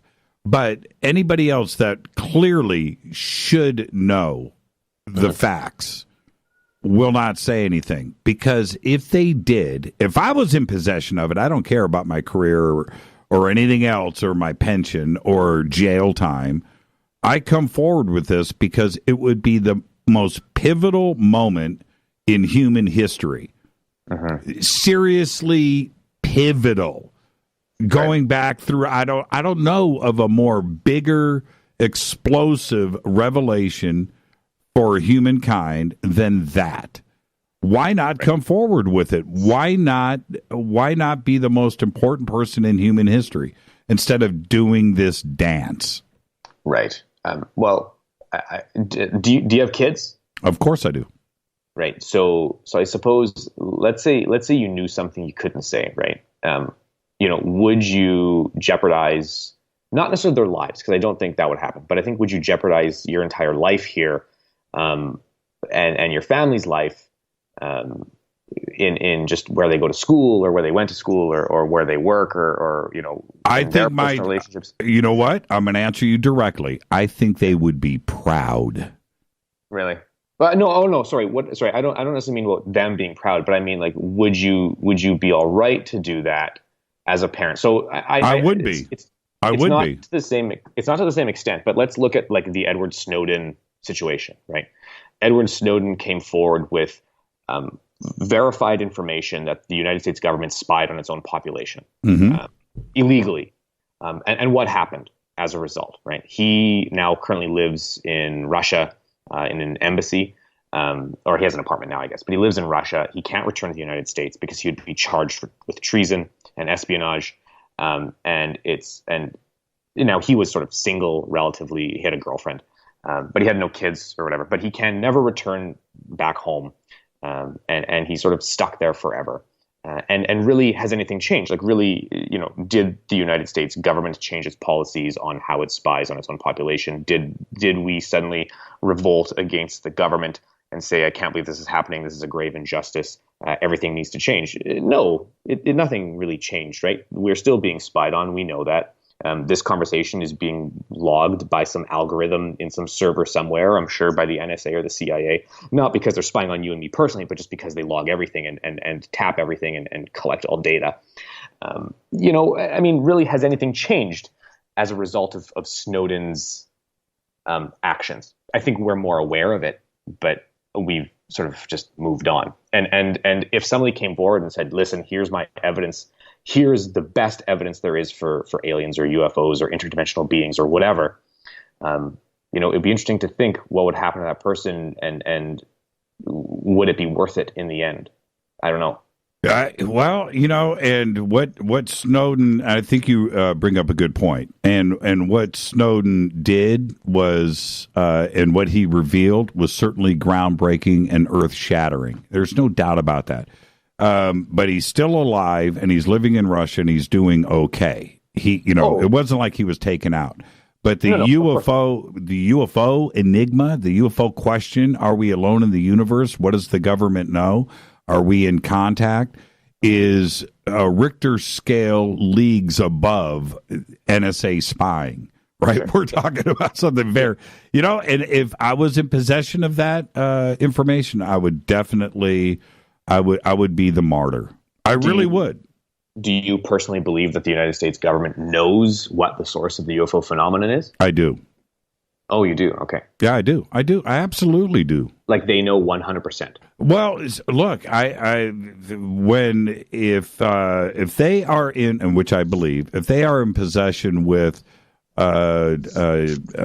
materials from a crashed craft, whether it's a drone craft, some research vessel that was sent here from, interstellar space, live beings on it or not, right?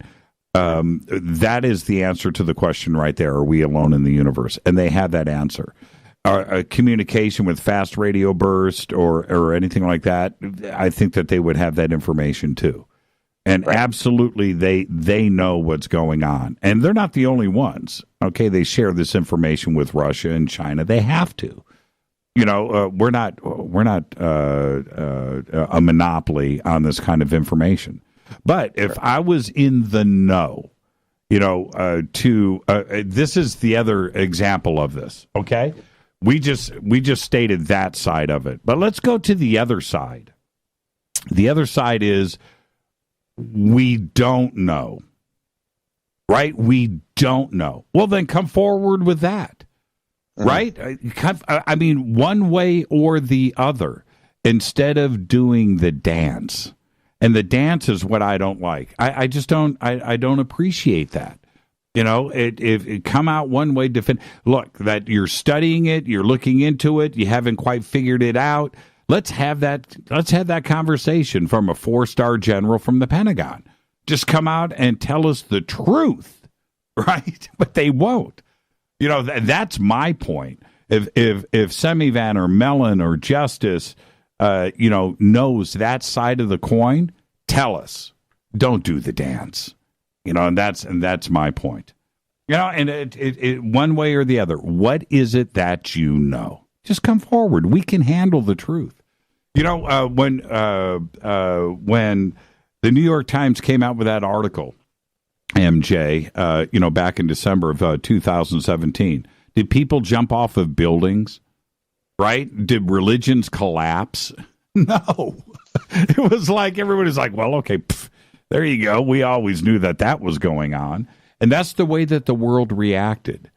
Right? Don't you agree with that? No, yeah, I agree. There was no major change, really. I mean, not within sort of mainstream culture, no. No. And so I think that we can handle the truth today. I really do. Now, I want to change gears a little bit before we run out of time. We've got about 10 minutes left. the other aspect that you touch upon in this in the book is the balance of and what is going on or imbalance of the UFO community. And you bring up one point in there, and that is when it comes to women, that abductees tend to be women, contactees, or those are the ones that are coming forward and speaking about this. I don't hear much, except for Travis Walton, right? But I don't hear men coming forward saying that they were abductees. Why do you think that is? Man, that's a tough question. I don't know. The data comes from a book called Lure of the Edge by Brenda Densler. She wrote it in the late 90s, early 2000s. But yeah, it's something like huge numbers of like you said, abductees that come forward are predominantly women. And the vast majority of sort of UFO experts, quote unquote, who talk about UFOs in a more distant sense, like not what happened to me personally, but this is what I know about UFOs, are men. And I don't know. I think maybe part of it has to do with the way, maybe we culturally sort of just in general sort of painted how men and women, appear in sort of political discourse or in just, the general discourse. Men take certain positions because that's just sort of how culture has raised them. And women take other sort of more personal positions because, again, that's how sort of the culture has kind of raised them to be right or wrong, predominantly wrong. But, this is sort of the potentially the sexist state that sort of our contemporary culture's in. And I think, ufology or UFO discourse and the UFO community kind of just follows suit, right? Like we said earlier with sort of contemporary culture, we sort of we kind of coexist with it. So, I'm not sure why that's the case, sort of from a numbers standpoint. I don't really, I can't answer the question really. Yeah, I know. It's a fascinating question because it could be one of a couple of things. One, that ET just likes to abduct women. Okay, all right. Okay, so that could be an easy answer. And the other part of it is that it's about the same, but men don't like to admit to it. Oh, interesting. Yeah. There could be a sort of weird sort of machismo, maybe, right? That men don't get abducted because they don't want to talk about that. Potential. I could maybe see that as a potential option for sure. Yeah, because I wouldn't admit to it. I can tell you that right now. I mean, I don't know. Or there's, or if the abduction experiences may have happened with men, but maybe they don't want to know about it too as well. They don't want to go through the regression. Or any type of hypnotic therapy, that they just want to ignore the possibility, so we don't get that data. Where women are probably open to regression therapy and they want to find out about missing time, and they approach it a bit differently than men would, and maybe that's why the numbers are skewed. Right. I mean, I can't speak to sort of what the aliens do, only because I've never met one. But I can speak to sort of the more human aspects of just the fact that when you look at, UFO conferences, or when you look at UFO books, or when you look at UFO media, the vast majority of people within sort of those expert positions are male. So I'm not sure if that's necessarily sort of an alien phenomena. I think that's just generally a human phenomena. Men are usually judged by their work and their character, and women are often judged by like what they wear on stage, for example. We see this sort of within the most recent sort of election or the recent American election between Hillary Clinton and Donald Trump, right? Hillary Clinton was often criticized in the media by her clothing choices, and that never really happened on sort of the male end with Mr. Trump. So, I think we kind of see this sort of reflected within the UFO community a bit. Men are sort of perceived to be experts, and women sort of have to often fight for their place a little harder, or they're judged on things that are sort of irrelevant. So, I don't know. I can't speak to who gets abducted more. I don't know, but I can speak to the numbers of conference speakers, which are pretty clear. Yes, and what is next, MJ? This book should have been 3 times as long. Are you working on a part 2? Yeah, well, right now I am doing research for another book or 2. It really depends on where my life goes the next year. But yeah, I'm definitely doing more research for sort of other books that are obviously similar to this one, or sort of a continuation. I'm really working on my YouTube channel, creating YouTube videos sort of as much as I can, which is sort of my current focus, as well as my blog, Terra Obscura.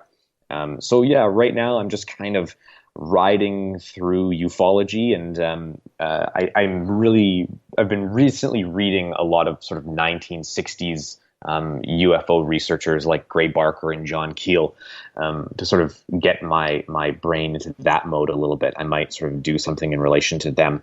I found them very interesting. So that's sort of my future at this point.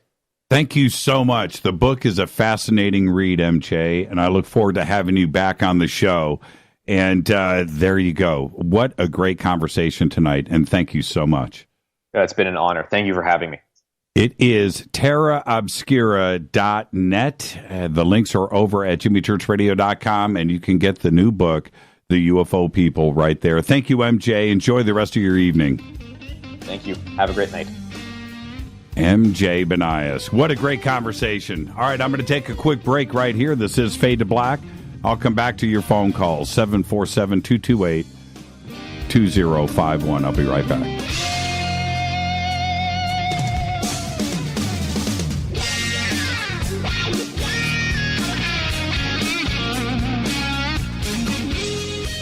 Welcome back, Fade to Black. Thank you, MJ Banias. The new book is called The UFO People. We've got all the links up on Twitter. You can go to Terra Obscura. The links are over at jimmychurchradio.com, terraobscura.net, and you can order the book there. The paperback will be released tomorrow, the next day, on Amazon. Okay, so there you go. Amazing conversation. Thank you, MJ. And our community, it's a trippy place. It is truly a trippy place. And I've opened up the phone lines, 747-228-2051. And so the lines are open now, and let's go straight to the phones. Hi, you're live on Fade to Black. Who's calling?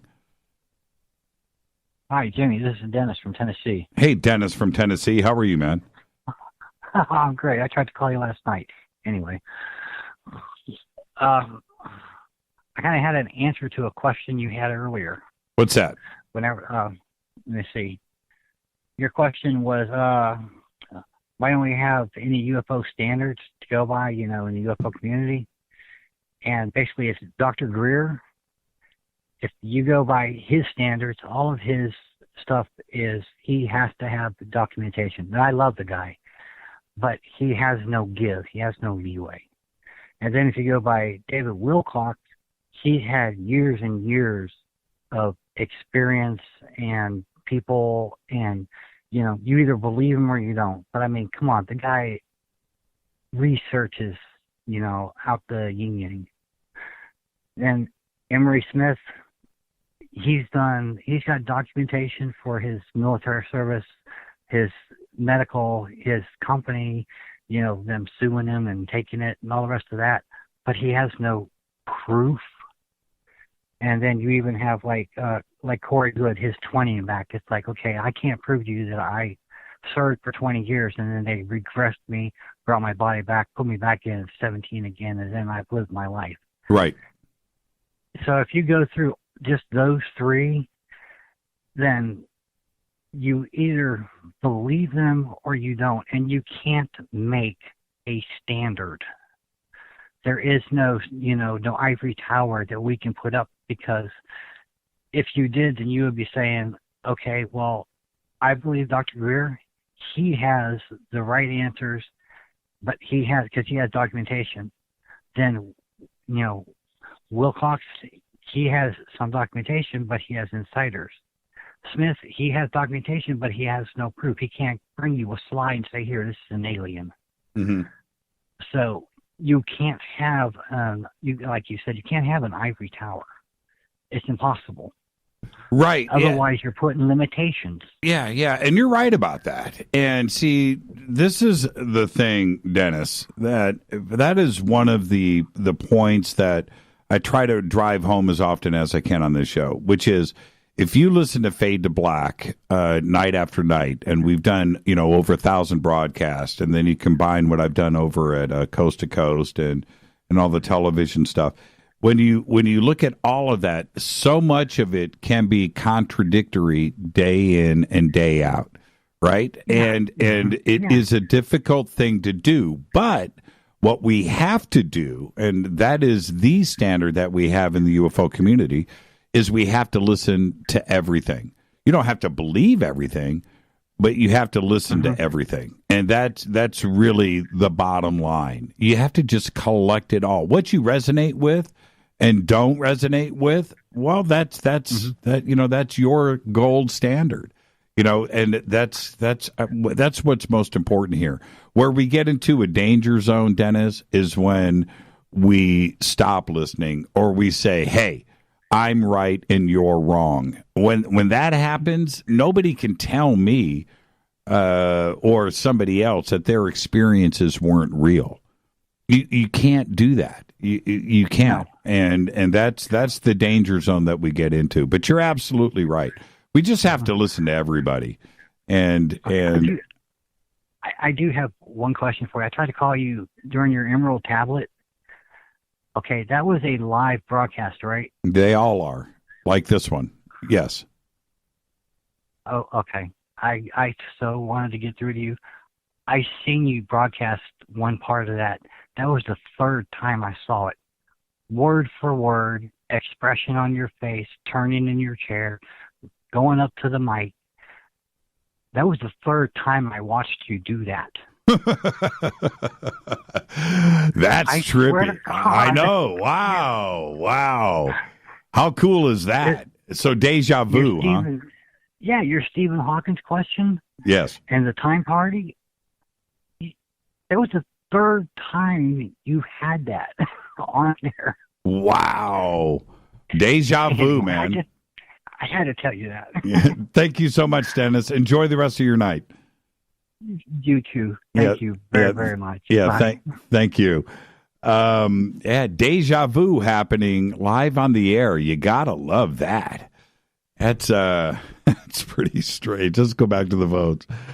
Oh, hold on. Before I do, let me do this here really quick. And I appreciate everybody trying to call in right now. And I will get to everybody. Okay. So if I'm putting you on hold, just stay right there and I'll get to everybody. All right. Hi, you're live on Fade to Black. Who's calling? This is Kevin from Eugene, Oregon. Hi, Kevin from Eugene, Oregon. How are you? I'm doing all right, Jimmy. I just love your show. I'm totally addicted to it now. And because of the topic that you guys had tonight, I thought I'd call in and share my UFO sighting. Oh, what happened? I was living in Duarte at the time. Down here in Southern California, Duarte? Yes, sir. Okay. Yeah. And I had gone out. It was about midnight. I had gone out. This was in 2014. I'd gone out to look at the blood moon, which it was in 2014. I think it was like June, early summer, somewhere in there. Okay. And I got out there, and it was about maybe halfway or almost completely blood at the time I got out to look at it. And I'm standing on the front lawn of this house, which looks down into southward into what would be Covina down there. Mm-hmm. And I see a full sky, it's night sky, and here comes something in the sky, and I look at it, and I can see I think it's a plane, but it's got no lights on. The only thing illuminating what I could see was the city lights. And then I took a closer look, and I see it's kind of cylindrical, a whitish color, And I can't see the whole thing because it's so dark, but that's what I could see. Now, the cylinder was perpendicular to the direction it was traveling. That was really weird. And I'm looking at it, and then I notice I cannot believe how fast it's moving. It's moving so much faster than any jet. And, of course, it's making no sound. And I could look down. I'm looking at all of the other private planes flying around, over the city of Covina. And I could tell it was at about the same height. So it was probably between, maybe 2,000 to 3,000 feet, something like that. And then, so I'm watching it, and I look around, there's nobody on the street, there's nobody out. I wanted to say to somebody, hey, do you see that? Right. There's nobody around. And then I just watch it head northwest, and it went over the mountain range. And as I'm watching it, then I, just to recount, to confirm, I saw what I saw in terms of how fast it was going. I just reenacted it, myself, and counted 1,000, 2, 1,000. Jimmy, that thing was out of sight over the mountains in 8 seconds. Wow. And I want do that with jet. Duarte is off of the 210 freeway, east of Los Angeles, east of Monrovia, east of Pasadena and Arcadia, heading due east. And it, like Kevin's just describing, it overlooks the eastern part of Los Angeles, which is La Puente and West Covina in that area. But going northwest, where the direction that this is traveling, it's heading straight towards Area 51. It's going towards Las Vegas. Northwest? I thought that would be northeast. Northwest. Oh, actually, well, northwest. No, northwest would be going towards Vegas. South. Yeah. Well, I'm facing south, and it's going northwest. That's towards Vegas. Oh, okay. Well, I thought that was more eastbound. No, northeast would be just the same. No, if it was going northeast, it would be Palm Springs. Yep. Okay. Yeah. Absolutely. Don't throw me off. Okay. No, I'm not. I just can't. I don't have my bearings about Las Vegas. Yeah. Northwest is going towards the 15, which is Las Vegas. Yeah. Very interesting. Great sighting, Kevin. Yeah, it was great. I just couldn't believe it. I couldn't sleep all night after that. And then, of course, the next morning I went and filed a report with Peter Davenport's site. Yeah, great. But you didn't take a picture, did you? No, I had no cameras, and there wouldn't have been anything to see because this thing wasn't illuminated. Right. Only by the city lights. Right. And, wow, I just that whole evening in my bed, I'm just sitting there going, I cannot believe I saw a UFO. Yeah. And it wasn't, anything typical. It was bizarre. It was no lights and all that. And, and cylindrical traveling perpendicular to the cylinder is just weird. Yeah, I'm still waiting for my cylindrical sighting. I haven't had one yet. And I've it's difficult for me to picture.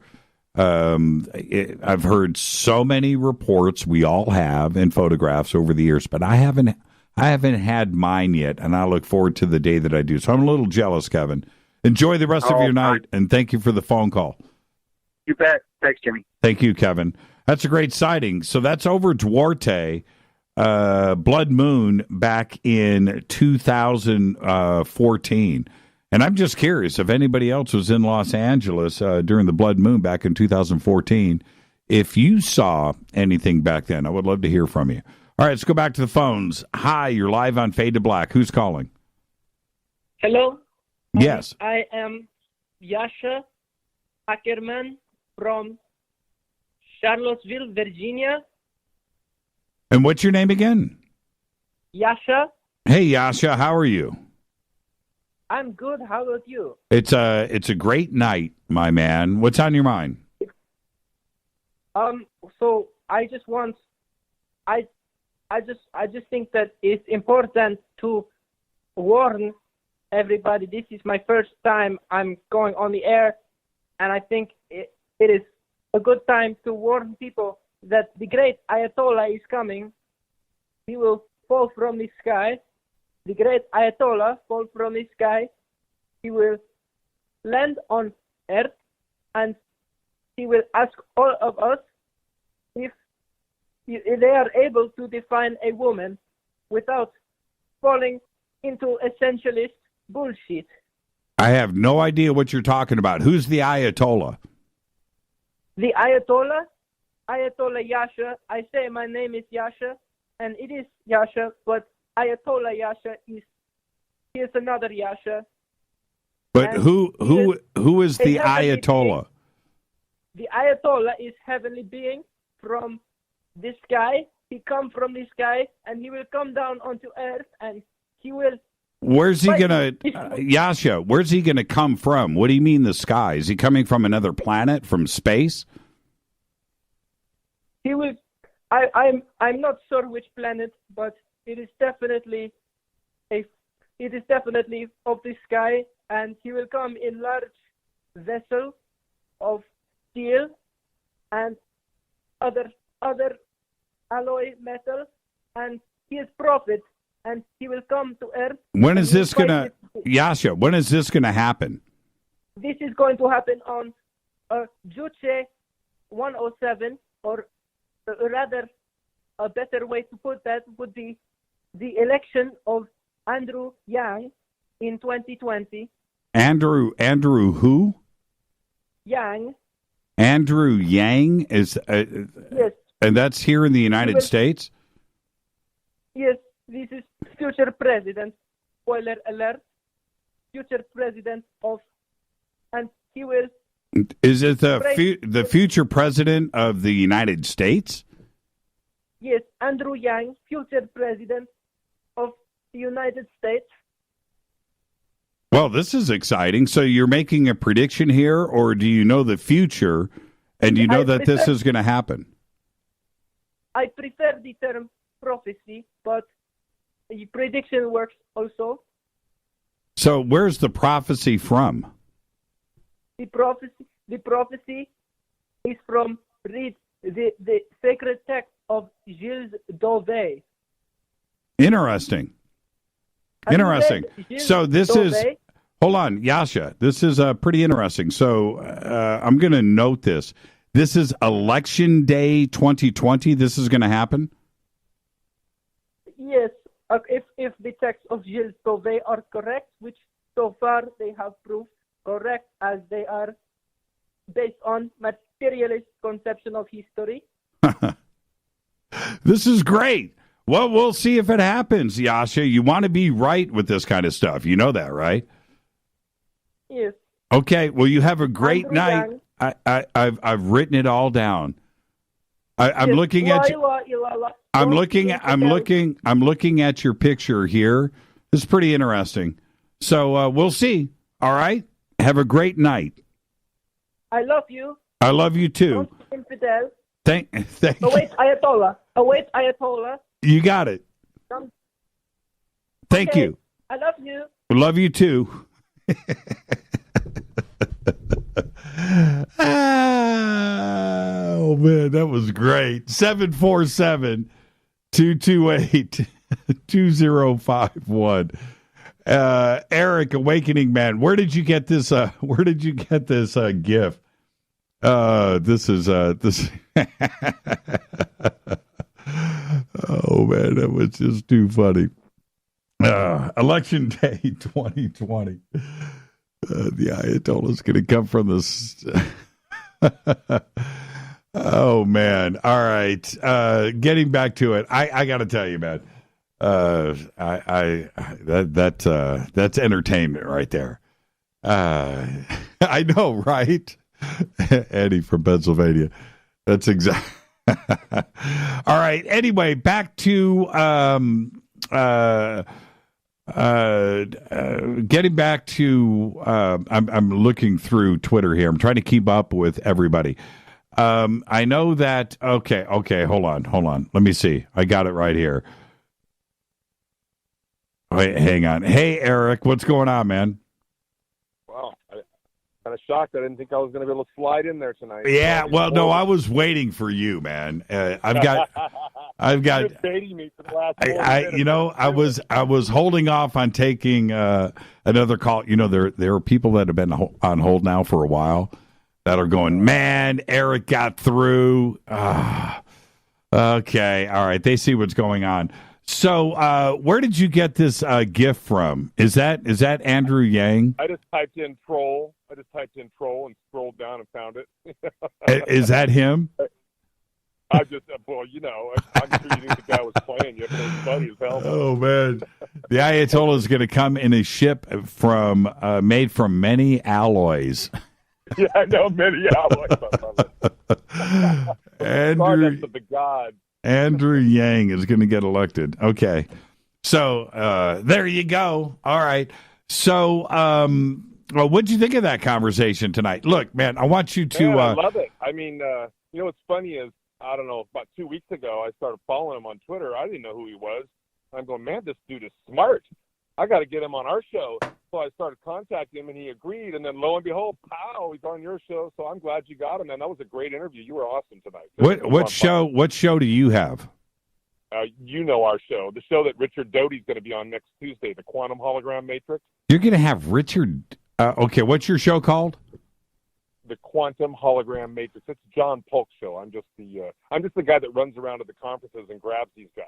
Oh, and you guys are going to have Doty. Why would you have Doty on? Well, because just my opinion. And first of all, I want to let you know. Are you drinking? Are you drinking the Doty Kool-Aid? I'm not drinking, but I'm fired up right now. But I have the utmost respect for you because I know. I mean, your research. I mean, I'm just a junior researcher compared to you. However, you got to give me a little props. You know, I do, drive my butt out there and get to these places, and I do find these people. And I spent 4 hours with Doty at the MegaCon. I'm not exaggerating.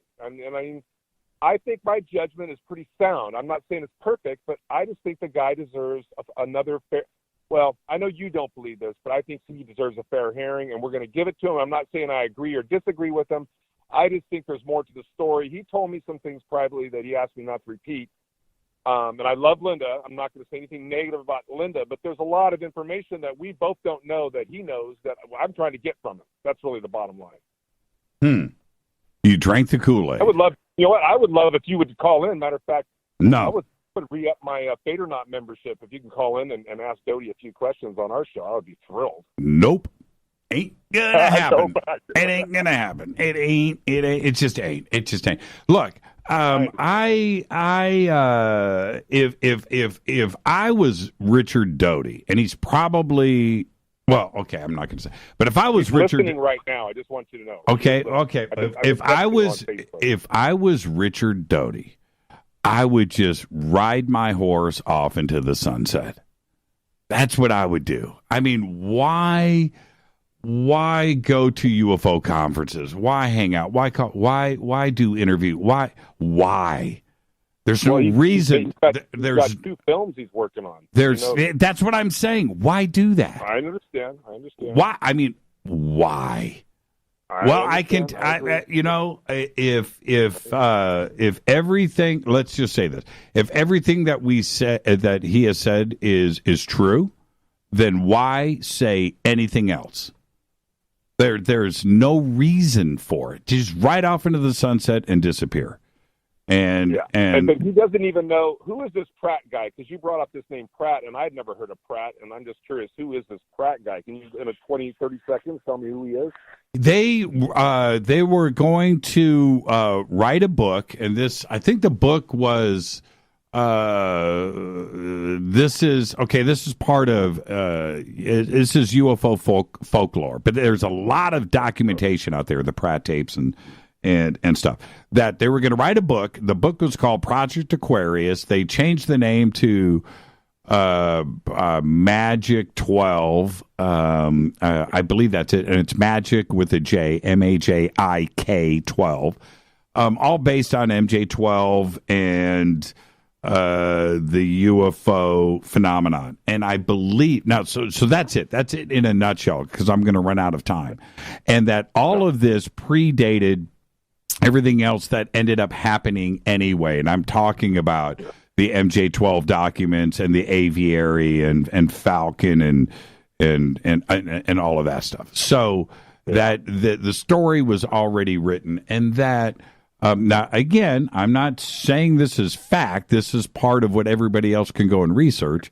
That it involved, I believe, Bill Moore, Jamie Chandray, maybe Pratt, maybe, and Doty, maybe, and that this book was out there. And I think even in the book, Benowitz's name was in there as Dr. Berkowitz. I think that's it, instead of Benowitz.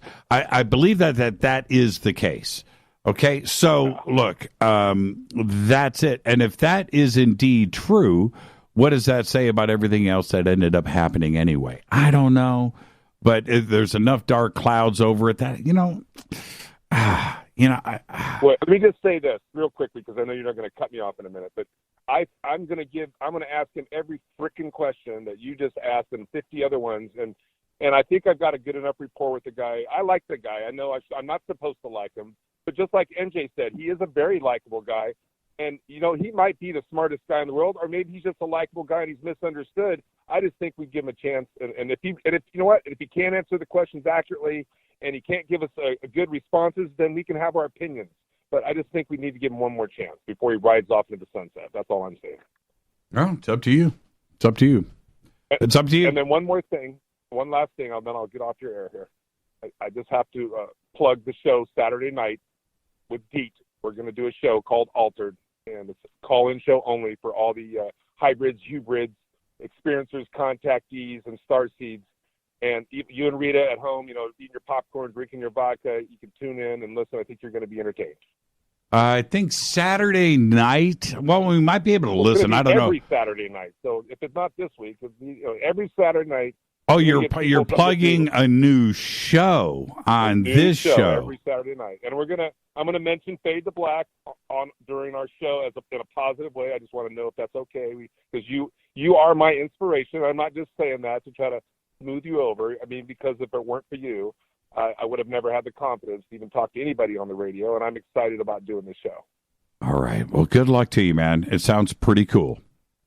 It's going to be fun. All right, Eric. Behave and be well, okay? And quit drinking the Kool-Aid. I'll talk to you. I'll talk to you later, bro. Okay, man. Eric, Awakening Man. And with that, what a great show tonight. And I want to thank everybody not only that called in, but Twitter was just on fire. Thank you for all of that. And MJ Banias, and his website is Terra, Terra Obscura.net. The links are over at jimmychurchradio.com. The book is called The UFO People, A Curious Culture, and it is due out in the next couple of days. Okay? And the links are up over at jimmychurchradio.com, and we have them up in Twitter. Fade to Black's executive producer is Rita Camarion. Show is produced by Hilton J. Palm, Renee Dennis, and Bob. Announcers are Steve Harder, Gene Vitoa, Mark D. Kovar. Webmaster is Drew the Geek. Music, Doug Aldrich. Intro, Spaceboy, spaceboymusic.com. Fade to Black is produced by KJCR for the Game Changer Network, and syndication is KGRA, The Planet. This broadcast owned and copyrighted 2019 by Fade to Black and the Game Changer Network. It cannot be rebroadcast, downloaded, copied, or used anywhere in the known universe without written permission from Fade to Black or the Game Changer Network. I'm your host, Jimmy Church. Follow me on Twitter at JChurchRadio. Until tomorrow night, Fader night, open lines all night long. I want everybody to be safe.